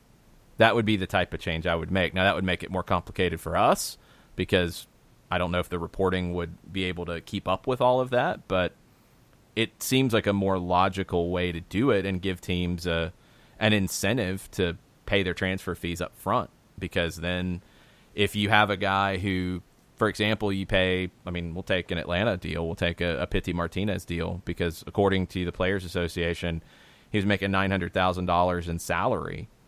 If you're going to pay the transfer fee you did for him, and this is where I don't understand how this stuff works, because reportedly it was $15 million. Let's go by reports. You pay $15 million for him. He's going to be on a $900,000 salary. Let's play it out that way. Well, if you pay the transfer fee up front, then his cap hit should only be the salary, $900,000. First year, maybe not, but going beyond that, you could. Then you could tam that down if you wanted to, or gam that down, either way. I don't know what the situation is with Pitties specifically because of that $900,000 cap hit, and that brings into question the consistency across the board of Mikey's question. Like, is it divided up across the board historically? And that's what Paul Tenorio, who knows this stuff better than anybody outside of a front office, has said. Or is it case by case, or was the Pity Martinez deal different than it had been reported? Who knows? But consistency is the biggest thing I would like to see in how it's managed, because it doesn't feel like it's reported consistently. It doesn't feel like it hits the cap consistently. It'd just be easier for all of us who are talking about it and trying to measure what a team's going to do in the offseason if we knew specifically how this could go. I'm not sure exactly how it's currently set up, so it's hard to say what it should be based off of that. I would lean to a system where the cap hit is what you spend on that player for the year. So if you divide the transfer fee up, if you don't pay it up front, then you're going to have that hit your cap every year that you're paying part of the transfer fee. If you pay it up front, then the cap hit, or the amount that you're going to have to spend to buy it down, or whatever, the amount that would go on the board with nothing taking anything off of it would be the transfer fee plus the salary that's paid that year. So then if you pay it up front, going forward, you would have a far lower cap hit. Or if you sign a guy to a 5-year deal, but you pay the transfer over 2 years, whatever. I would make it strict. Cash out for the player's services, which would include the transfer fee and the salary, hits the cap in the years that it's paid. If you pay it up front, you get it off of your cap earlier. That'd be the way I would do it. Emery Russell wonders what our takes are on MLS season ticket prices. Do you expect Atlantis to continue to rise every season? If so, what do you think is the mark that begins to price a large portion out of the current season ticket base? I think it's just the market. I think it's going to rise or stay flat based off what the market provides. I think that's just consistent across any sport season ticket. You're going to see that. I don't know what the number is. I have no idea. I'm not keeping up with the resale market, and I'm sure that's probably a big part of what affects this. But, it's you're going to charge as much as people are comfortable paying. And when it becomes obvious that people are not comfortable paying a higher amount and attendance falls or things change in the resale market, then I think it holds firm. I think that's consistent across any sport, though. I don't think Atlanta United's in any unique spot about it. I know LAFC, for example, their tickets are the highest in the league. They also play in a smaller building, and the demand is incredibly high. Does that change over time? Probably, because you're going to have some down years. Everybody does. So does that change? We'll see. Seattle, Atlanta have bigger buildings, so you can do things a little differently, and we'll see how that changes over time, too, as you get more teams in bigger buildings and more teams that think about, well, you know what? We can actually draw 50, 60,000 on a regular basis. Could we draw 70 on a regular basis? Let's see. All that stuff will affect it. So Atlanta, Seattle, Chicago, those situations will end up being different than like an LAFC because of the capacity issue. So I'm curious to see where it goes, but I think it's just all market-based. I don't think there's a magic number. Artemis Prime asks, is Ernie Stewart tone-deaf, oblivious, or irrationally loyal, or does U.S. Soccer hate its supporters? Hashtag USMNT, hashtag Berhalter out. Well, I think you have to say tone-deaf because of the way these comments came off. And all of them, the ones that were reported by Sports Illustrated, the ones that were reported by Soccer America as well, about the bigger picture things. Even if that's the way you're going to go forward, is that we're confident we're going to qualify, we're happy with the progress that's being made, you have to understand the audience and that other people might not share that opinion. So you might want to present it in a different way. It felt kind of antagonistic, and I don't know if that was the approach that was needed, not after the last 3 years of the national team program and not after everything that's going on, including the women's fight on salary issues, everything. Like, I don't know if U.S. Soccer should be having that attitude and putting it out there publicly about anything right now. So I will go tone deaf for sure on that. Where I'm at with it is if Greg Berhalter doesn't get the result that's needed against Canada, which is a win, and if he doesn't get the result that he needs then against Cuba, which is a win, and you have to overturn the goal differential to qualify, if you don't qualify for the CONCACAF Nations League semifinals, my confidence level in qualifying for a World Cup, my confidence level in any progress that has been made, my confidence level in the last year is gone. And I think that should be the case for any program.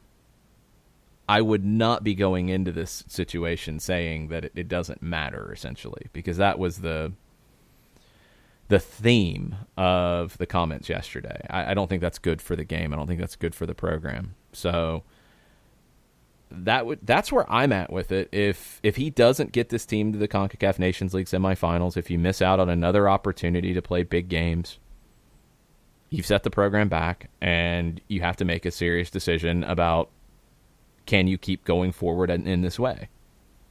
And I don't know if you can, because then I think the confidence in qualifying has been eroded because you couldn't go get a result in Canada. You're going to face more difficult opponents on the road in qualifying. There's no guarantee you qualify. And that's number one. That has to be it. If that confidence is eroded, you have to make a change because you have to qualify for the next World Cup. The whole nonsense about not qualifying for a World Cup will shake things up and all that. No, it didn't. I'm not doing that again. It hurts the game. It hurts everything. No. You need to play in these big games. CONCACAF Nations League is part of it. World Cup qualification is part of it. You got to have somebody who's going to get you there. And if Berhalter can't get through a group with Canada and Cuba, you have to wonder if he can get through the Hex. I don't think that's an unfair conclusion to draw. Daniel Price, so if the USMNT can't get it done, which it seems like that is the likely outcome with missing a player like Pulisic, where do we stand? But that part's unfair. To say that it's likely that they don't get it done against Canada, no, that's unfair. That's not true.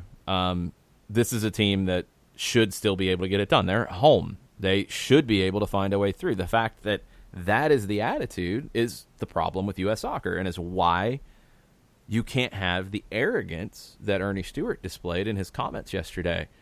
People now think that you can't beat Canada at home in a meaningful game because you're missing Christian Pulisic. That's sad. And you're not the only one who thinks that. Don't get me wrong. But no, it's not expected that you lose this game now. You still should be expected to win. You should win. Finish the second part. Sorry, I didn't mean to cut that off. Oh, no. It's just Berhalter's job is safe, as we've been told, but what happens next? I don't want us to lose, but it's more and more likely the outcome. It shouldn't be. And that's the sad thing, is it shouldn't be likely that that's the outcome at all. I don't know what's next. If you don't get through this, if you don't get to the Nations League semifinals, you miss those games next year, and you've already said that no, nothing's going to change, and that you're confident about World Cup qualifying. I mean, then it's just you're going to be playing friendlies between, these losses or this failure, because it's a failure. You're going to be playing friendlies between then and the start of the Hex, which will be next fall. The Hex is scheduled a little bit differently now because you don't have that semifinal round of qualifying. So you're going to be playing friendlies until you go straight into the Hex. It's not a good spot. It's not a good spot to be in. And then you have to see how the schedule goes and who you get. And, I'll go back to something that was I tried to constantly remind people last time around. There's only been one team in the history of the Hex since it started in 94 in the current qualifying format. And this is the last time we'll have the current iteration of this qualifying format. There's only been one team that lost their first two games in the Hex and qualified for the World Cup. It was Trinidad and Tobago in 2006. They had to go through the playoff to get there. Nobody else has. And when the U.S. lost their first two in the last round of qualifying, the last time around for 2018, you joined that list. So nobody else had done it. So you've got to get off to a good start. Even teams that failed to get a win, I think Mexico might be the only one. There might have been another one that you didn't win in your first two games, and you found a way to qualify. You need to start out strong. And if you are coming in after no competitive games in June because you didn't qualify for the Nations League finals and failure in your last competitive games, well, then that's going to hang over into World Cup qualifying. And you get off to a bad start, you could doom yourself because there's no guarantee that the U.S. can get through a Hex with Costa Rica, Panama, Honduras, Canada. No guarantee of that. Not even talking about Mexico. No guarantee of getting through that.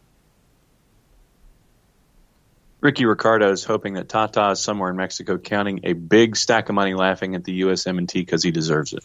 He's definitely counting a big stack of money. We know that much. I don't think he's honestly worried about it. Tata's not a petty guy. I don't think he cares. I think he would have been a great hire. And it's something that it's incredibly foolish that he was not even contacted.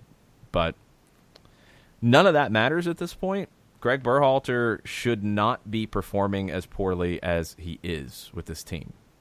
He shouldn't be. He was respected as a manager coming out of MLS. He was talked about highly by a manager like Tata Martino and plenty of others. I feel like he's lost his confidence. And it's just... It looks really bad at the moment. And I don't know if it's lack of confidence. I don't know if the job's too big for him. I don't know if it's the approach that he's taking. I have no idea. But he is doing worse than everything pointed him towards doing at this point. And that's a big, big issue, especially when you went out and hired somebody with no national team experience in this role, and really not a ton of managerial experience. He had been at Columbus for a few years, and he had 1 year in Scandinavia before that. That's it. So this is a big job. And right now, it's looking too big. And I hope that he can get it right, because it doesn't sound like there's going to be a change coming. So fingers crossed that he can get it right. Tafka was looking at an article from the Sun Sentinel, basically. The headline said that Inter Miami might be in Fort Lauderdale a little longer than originally anticipated. So Tafka's wondering just how many votes are there in the process to get everything approved at in Miami for Inter Miami. Haven't they voted simple. like 4 times? It's not that simple. The last vote that came up was about a lease that was not fully completed, and I don't think that's really anybody's fault. I don't think the vote should have even come up. I don't know Miami politics. I think there are still things that are being sorted out with all of this. So the last vote was not a no, it's not going to happen. It was a no, this incomplete lease is not going to get approved, and it shouldn't have, it sounds like. So go back to the drawing board, get this thing done. The problem is on the commission, it sounds like there's a couple people who are very against this, and I don't know if you have to get 4 votes, if you have to get 3 votes out of the 5. I'm not 100% sure. But it sounds like there are a couple people on the commission currently who are against this happening, period, no matter what the people voted for last year. And that's a huge problem for Miami. This golf course, there was a lot of people who blew things up about, the soil contamination and this and that. Well, people are still playing golf on the golf course. So, yeah. Don't overreact to things that you read sometimes, and don't let people with agendas tell you otherwise. The golf course is still in use. It's also not a public place. And one of the things that Inter Miami has touted, and I agree with it, is that, golf course, you got to pay to use the golf course. You can't just go walk on the golf course because it's green space. Part of this project would be a huge open park that would be open to the public. Now, you'd have a stadium on it, and I think you're back to some of the same discussion that you've had in Nashville about, okay, the stadium would take X amount of acres. Sounds like the team and the ownership wants another X amount of acreage to be able to develop and make money on, and that's maybe where some of this pushback is coming from. Okay, sort it out, get it done, move forward. The overall project does sound like a good one. When you're including this much public green space, I think it is a good thing for the community. The community voted that they wanted to see this move forward. So get over yourselves, politicians, and let's find the right deal that makes sense and get this done. If Miami has to stay in Fort Lauderdale, they have to stay in Fort Lauderdale for a while. If Inter Miami has to play there, they're going to play there. It's not like the team's not going to happen at this point. They're going to play, and if they play in Fort Lauderdale, well, they'll play in Fort Lauderdale for a while. It'll be okay. It's not the end of the world. But ultimately, the project that they are trying to do in Miami, the people voted for it to move forward. So I hope the city commission can figure out a way for it to move forward that takes everyone's wishes into account and does it the right way. Hopefully they find this way to do it. Then Daniel continues, and Daniel, I don't think that this moment will ever happen.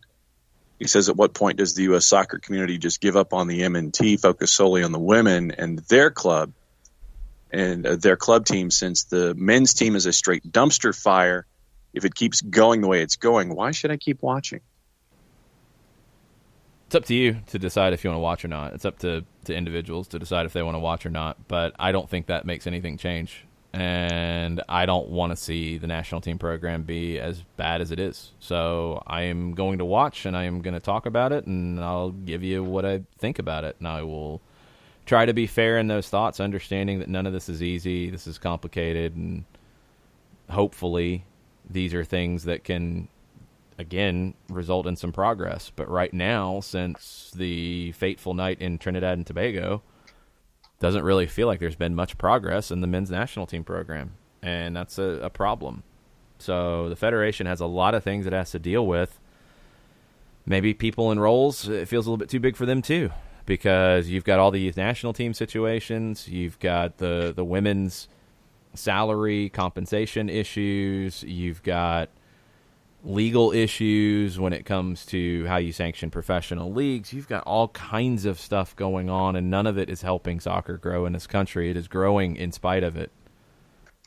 It needs to continue to grow, and it will grow in a better, more effective way if the Federation is strong, if the people running the national team programs are putting forth what needs to happen. And right now, the men's national team needs to qualify for the World Cup, and anything that would put that in jeopardy should be considered bad. Well, not qualifying for the Nations League semifinal and not getting through a group with Canada and Cuba would be bad. and that would put World Cup qualification in jeopardy. And to say that it doesn't have an effect, tone deaf or sticking your head in the sand or whatever other euphemism you want to go with. John Nason has a thought about Nations League. And he thinks that Nations League makes sense in Europe, 50-plus teams with wide range of ability leading to competitive games at each level. Just don't think it does in CONCACAF with fewer teams, few top-level nations, Cuba getting curb stomped in a top tier. What do you think? Obviously it works here because the U.S. can't get past Canada. So, no, I disagree. It can work anywhere. Once Europe went to it, you didn't have a choice. Because you're not going to be getting those friendlies that you used to get before. And friendlies are the most overrated thing when it comes to national team development. I mean, people seriously trying to argue that Jurgen Klinsmann's start was so good because they won friendlies. No, it wasn't. It doesn't matter. Playing friendlies doesn't matter. I've never been excited to go see a friendly game to get some expectation of what a team is going to be. It's a friendly. It's an exhibition. It doesn't matter. I want to see more competitive games. Once Europe went to that, and I think they realized it, that the friendlies weren't attractive for so many of their members. I mean, England can go play a friendly wherever they want. Germany, France, Italy, Spain can go play friendlies wherever they want. Portugal with Cristiano Ronaldo. Czech Republic, not going to be able to get the most attractive friendlies. Poland, Bulgaria, so on and so forth. They needed more competitive games to raise the level of everyone. Same for CONCACAF. How many games can Cuba get outside of competitive games that are booked by CONCACAF? 0. What about Bermuda? What about Curacao? What about some of these other countries that just, they're not going to get better without these games? And CONCACAF is not just the U.S. and Mexico. It's 40 countries. Well, probably 36 to 38 of them are going to benefit from this competition. So there you go. Doesn't excuse anything about the U.S. performance. And really, it honestly takes that argument away that the Nations League doesn't mean anything because you didn't get a win in Canada. Every group in a competition has a team that gets beat. You know, Cuba's the weakest of the three. They're going to lose. They're going to get beaten up. You would have to hope that things change with their program and they get better next time around. Cuba has some other issues in that regard, but other countries in that situation, you would expect them to learn from it and get better. That's the development that you're looking for. But outside of Mexico, well, the U.S. really can't say anything about this because they lost to Canada. And now they might not qualify for the next round. So anybody from the U.S. can't really complain about it, in my opinion. I think it's a good thing for the Confederation as a whole, and the U.S. is part of the Confederation, so you're in. KFC is thinking whoever wins the midfield will win Friday. KFC says, I don't know if I think Yule, Roldan, and McKinney will outplay Osorio, Piet, and Kay. I do want to see someone like Yule or Pomacall get more time in the middle. The players have to feel urgency, even if the brass doesn't. Hard for the players to feel urgency if the brass doesn't. That's the problem, is you're asking young players who haven't been in this situation to feel something that they haven't felt, and you're not having a coaching staff or an administration that is explaining it to them.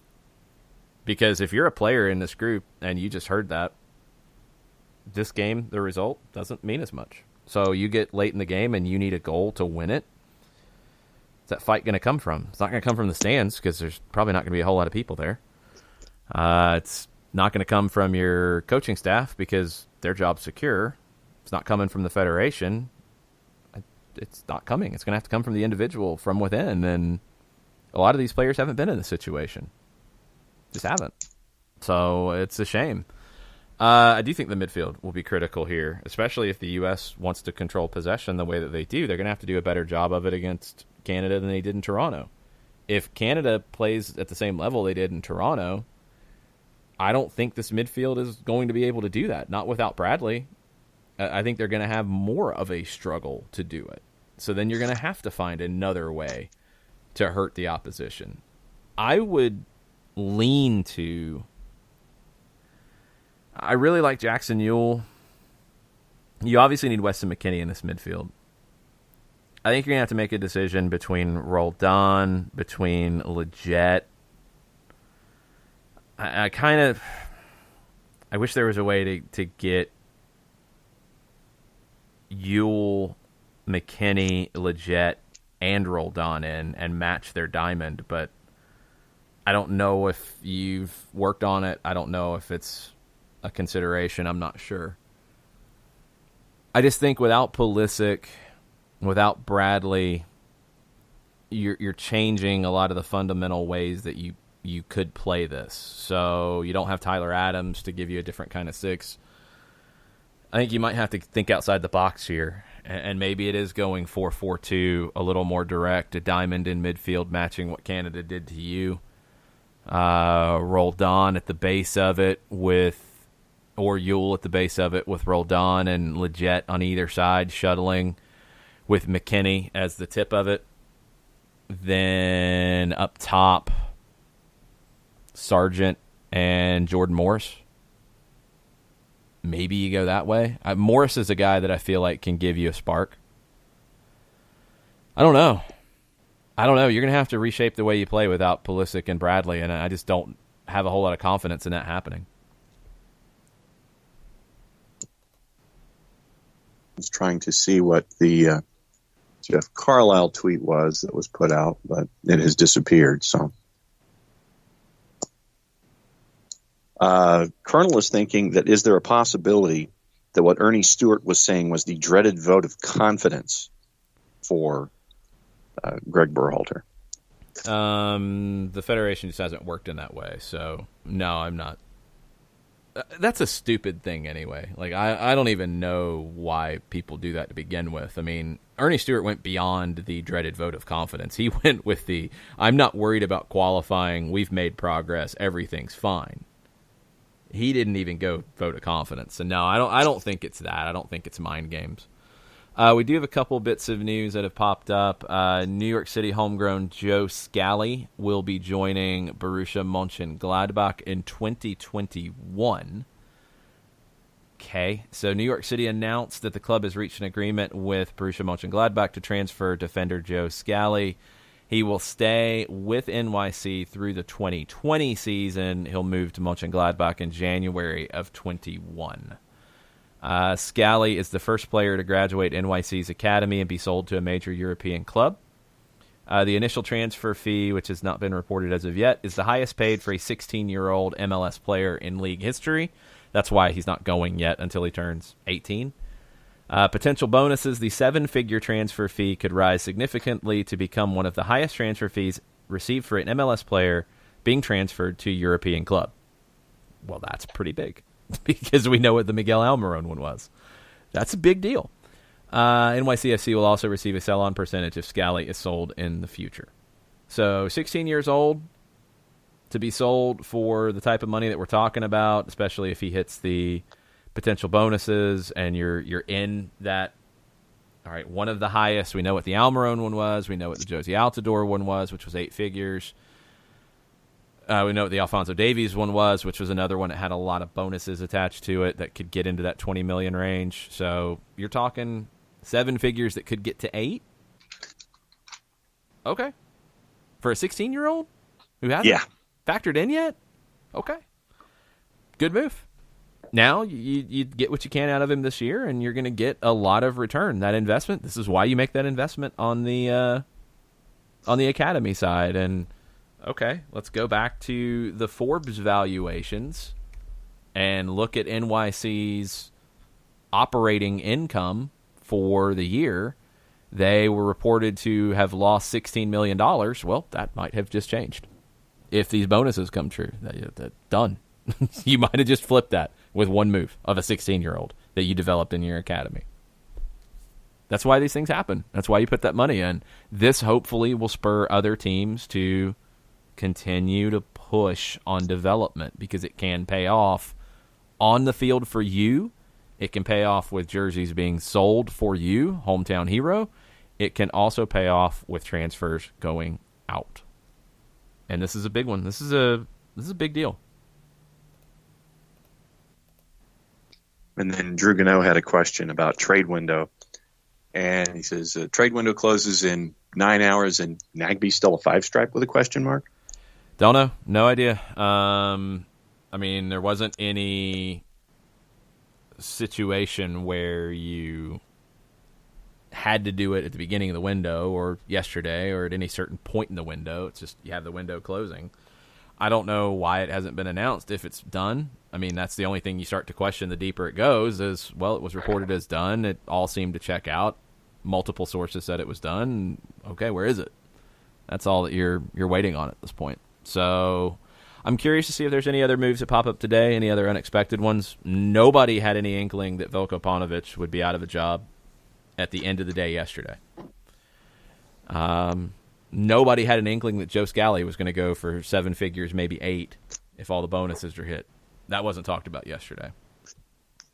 So could you get some surprises today? Yeah, you could. We'll have to wait and see how this goes. Another update on Chattanooga. Chattanooga FC will have a new coach leading them in 2020. It's Peter Fuller, who had been the assistant head coach. He was in place during the Members Cup season this fall. That was, I guess, sort of a trial run for him. So Bill Elliott will be in a different role with the club. Bill will be the technical director. It's not head coach, associate head coach. It is Peter Fuller as the head coach, and it will be Bill Elliott as the technical director going forward as Chattanooga FC becomes more fully professional in the NISA starting in 2020. So all kinds of things popping off right now. You've got Luciano Acosta talking to Goal.com. He gave a quote and said, "I traveled to France to sign," which we know is true, on the day that the market closed. He said, "I had a medical checkup," which had been reported widely at the time as well. He said PSG gave him his squad number, which is now used by Mauro Icardi. DC United did not accept the offer and the transfer was canceled. It had not been put that way. When we were following this during the window when it closed and Acosta was left dangling, it wasn't really clear as to why it didn't go down. There was lots of things about a third party and this and that. Well, Luciano Acosta told Goal.com that DC United did not accept the offer and the transfer was canceled. And now they're getting nothing for him. Why send him to France to get this deal done? Why? I think one of their general managers went to France as well to get the deal done and negotiate. Why do you go that far if you're going to say no at the end of it? The window's closing. You're going to get a number. Why didn't you take it if that's the case? If what Acosta's saying is true. That's got to be a huge question for DC's front office right now. Yes, no doubt. Because, I did remember one of the front office folks from DC United making the trip to make that last bit of negotiation with PSG. I did remember that. I just couldn't remember who it was in the front office. I believe it was Dave Casper, but yeah, I mean, you got to go and negotiate because it all came up very short. Well, it didn't work out. You didn't get any money for it. Now Acosta is gone. So the Jeffrey Carlisle thing was about Joe Scally. So it is reported as $2 million. It could go all the way up to $7 million. So yeah, it's one of the bigger ones. It's not in the top end ballpark of the Davies, Almiron, Altidore kind of deals. It's a step below that. That's what Jeffrey Carlisle is reporting. So maybe those numbers, since he pulled the tweet, were inaccurate, but according to the press release from NYC, that we went from 7 figures with the potential for it to grow and be one of the biggest ever. Carlisle has updated it. So $2 million, $7 million with add-ons. Stay with NYC. Join Gladbach in January of 2021. And the only other thing on the timeline was the tail end of the Colonel's tweet was wondering that if Stewart goes, does Berhalter go with if he's relieved of duty? I mean, I don't think Stewart's going. Like, that's the thing is Stewart feels even less like he's going anywhere. So I don't know. I don't know if they're attached at the hip like Nelson Rodriguez and Veljko Paunovic seemingly were. So who knows? Honestly, I have no idea. I think that if anybody's job is in question at the moment, it's Berhalter's, but Ernie Stewart says it's not. I don't think Ernie Stewart's job is in question at this point because he just got bumped up into a new job 3 months ago. So I would assume it's not in question, but again, I don't know. I don't know what's going on at this point because there's so many questions about how this stuff is being handled and where it is going forward. It's funny, we've talked about managers so much. In Argentina, it is the Dia del Director Técnico. And you see a lot of times managers in Argentina with DT on their shirt. Technical director has a different meaning. That's your manager. That's your coach. It's the in Argentina, it is the Dia del Director Técnico. It celebrates the creation of the Asociación de Técnicos de Fútbol Argentino. It's a group that supports and represents coaches. El Gráfico, which is a famous magazine, kind of like a Soccer America in Argentina, except maybe even more deeply embedded in the culture. They helped create it. This organization was founded in 1963. It's kind of like the United Soccer Coaches Organization, but specifically for Argentine managers. So you'll see lots of different things out of the Argentine media about, respected managers like a Bilardo, like a Menotti, like a Bielsa, being spread around today. Very cool. I know there is in the U.S. like a day of the coaches. I don't think it's sport specific. I think it's in October, actually, where coaches and the impact they have is celebrated. You go back and forth sometimes. How important is a manager? How important is the coach? Are they sometimes given too much credit? Yep. Are they sometimes not given enough credit? Yep. Do they sometimes play with giving or taking credit? Yep. Jose Mourinho was always the master at that. He would take credit, but he would also take blame in situations to just take things away from his players. He used to be able to play the mind games really well. Kind of got away from him there towards the end of his run. Managers are critical, though. And I think in the United States, we're seeing right now with the national team how much of an impact a national team manager can have. I think you've seen at different clubs in MLS the impact of a manager. Brian Schmetzer with the Seattle Sounders is a prime example. Is he a flashy manager? Nope. Is he a guy that's out there trying to grab the spotlight? Nope. He's always giving credit to his players. He's always pushing the credit elsewhere. But Brian Schmetzer has 2 MLS Cups, and he's one of the best in the league right now. And he's one of the best American managers, period. Greg Vanney is also in that conversation. That was going to be one I was going to mention, yeah. I mean, we're not getting into a debate on best managers. I'm just saying. No. I was just Vanney when you were talking about when you mentioned Schmetzer. And Vanney popped into my head as another example. Yeah, because they just played each other. They've played each other 3 times out of the last 4 years, and Schmetzer's got 2 wins in those games. There's a lot of managers in this league that are having a huge impact, and I think we're seeing it here in Atlanta with what Tata Martino did in the first 2 years, what Frank DeBoer is doing, and we'll get a much better sense of Frank DeBoer's overall impact in 2020. Bob Bradley, Manager of the Year. LAFC has played some of the best soccer we've seen in the league. They also have come up short in big moments. The manager can have a huge impact. I think we've seen in Chicago that they've made a decision that Veljko Paunovic was not the manager they needed to take them forward.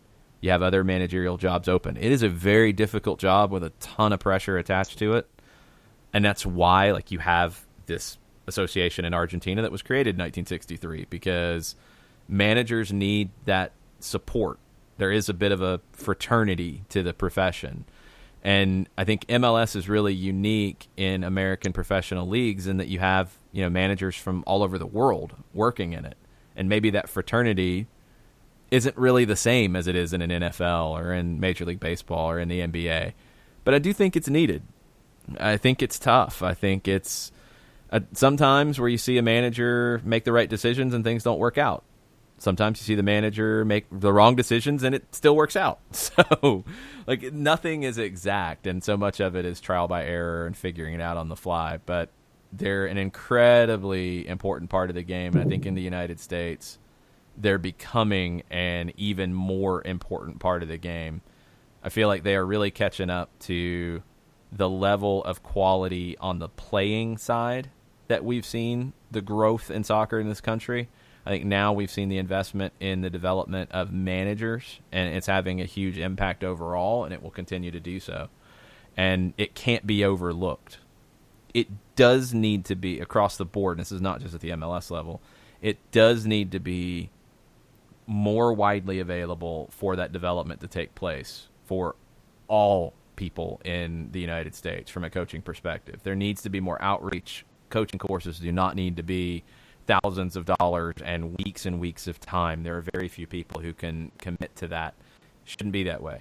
There should be opportunity to grow the game, because it's not just the U19 Classic 1 coach or the Developmental Academy coach that has the biggest impact. A lot of times that biggest impact can come from the coach working with the 7-year-olds and working with the 8-year-olds and creating the foundation. So U.S. Soccer, I know you have a lot of things on your list.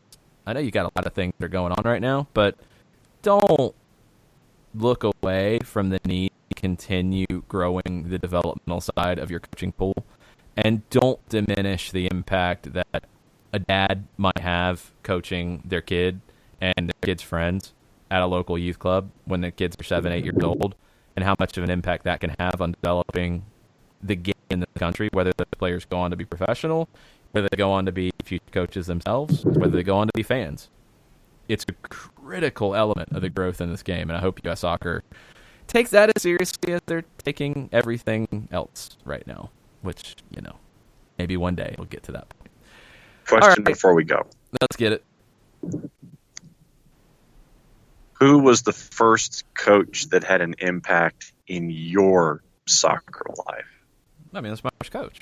It was Coach Mike at the Clayton County YMCA, because I realized that soccer was more than just something fun to do with kids my age.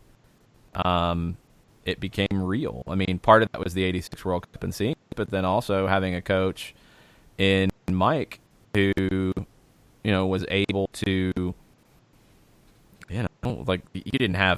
you really just started to have classic soccer developing at that time. So, we would go and see teams that were better than us and teams that were older than us. Like Mike would take me and some of the other guys to go see, because we were living, breathing every bit of soccer that we could find. I mean, my Saturday would be whenever we played, because all the teams in your age group would play over the day. So you'd have 9 o'clock game, a 10:30 game, 12, whatever. You have your different time slots to be all on the same field, and I'd be out there and watch all the games. So I was watching other teams and scouting as much as a 9 or 10-year-old could scout at that time. But I was watching and learning about the game that way because of my coach facilitating that. And then as I moved up to the next age group, training with kids that were older, and really just being able to be guided in that journey, because I think Mike was the kind of coach that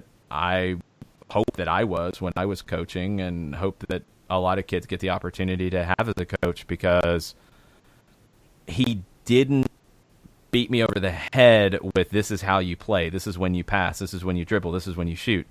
It was guided discovery. It was, this is how we want to play, and okay, after the session, you made the decision to do this in this game. Why? And help you think through why you're making decisions, and allow you to make those decisions, and give you the information and the training and the skill sets to be able to make those decisions work. It wasn't, you play like this because I'm telling you to.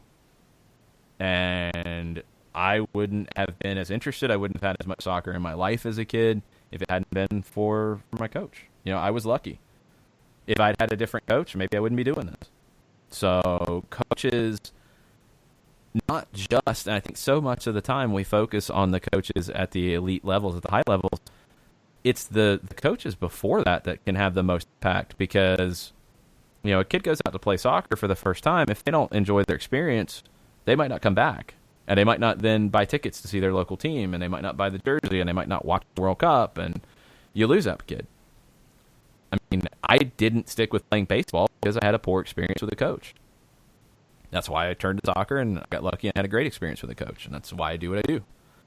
So I hope that U.S. Soccer understands that, yes, of course, the elite levels, the training is different, and it has to be emphasized, and it's needed. The development is needed. I think you're seeing it in MLS, you're seeing it in the youth academies, you're seeing it. There's progress. But also, don't overlook how important it is to have as many resources available for dads, for young college guys, and Mike wasn't a dad of anybody on the team. Mike was a guy who played. He was I think he just finished college, so he was in his mid-20s at the time, and he started coaching me when I was 9. So he didn't have a kid in the team, and he still wanted to give that time. And luckily, he had a background that he was able to pass along to us, but not everybody does. U.S. Soccer, the individual clubs, YMCAs, AYSOs, all of it, don't overlook the development of coaches like that and how much of an impact they can have. Because even if they don't develop professional players, they're developing the next members of the American soccer community. And what they do and how they do it is critical. So I really hope that U.S. Soccer and all the stakeholders in soccer in this country realize that and try to grow that as much as they can. Just thought I would ask. All right, we've went into a lot of extra time. That's going to do it for the day. I don't think any other players have been sold or anything else has happened. I am refreshing real quick, and I am not seeing anything else, so we can go off the air. Be back at stoppage time at 2 o'clock over at facebook.com/99game. I'll be on tonight as well with Doc Sock John Chuckery at 9 o'clock. We're going to do an hour of Atlanta United recap, Atlanta United look ahead, an hour of soccer conversation with Chuckery from 9 to 10 on 92.9 The Game tonight. Really looking forward to that. John asks really good questions about how the team's constructed, where it's going, all those types of things. I love his perspective, so I'm really looking forward to it. And then we'll be back tomorrow morning, 9 o'clock for SDH. The transfer or the trade window will be closed.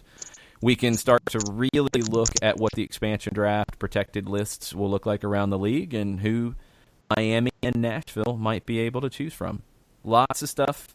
Keep up with all of it by following us at Soccer Down Here. Follow John at OSG Nelson. Follow me at Longshoe. And we will be talking to you the rest of the day. Much plot, y'all. Much plot, y'all.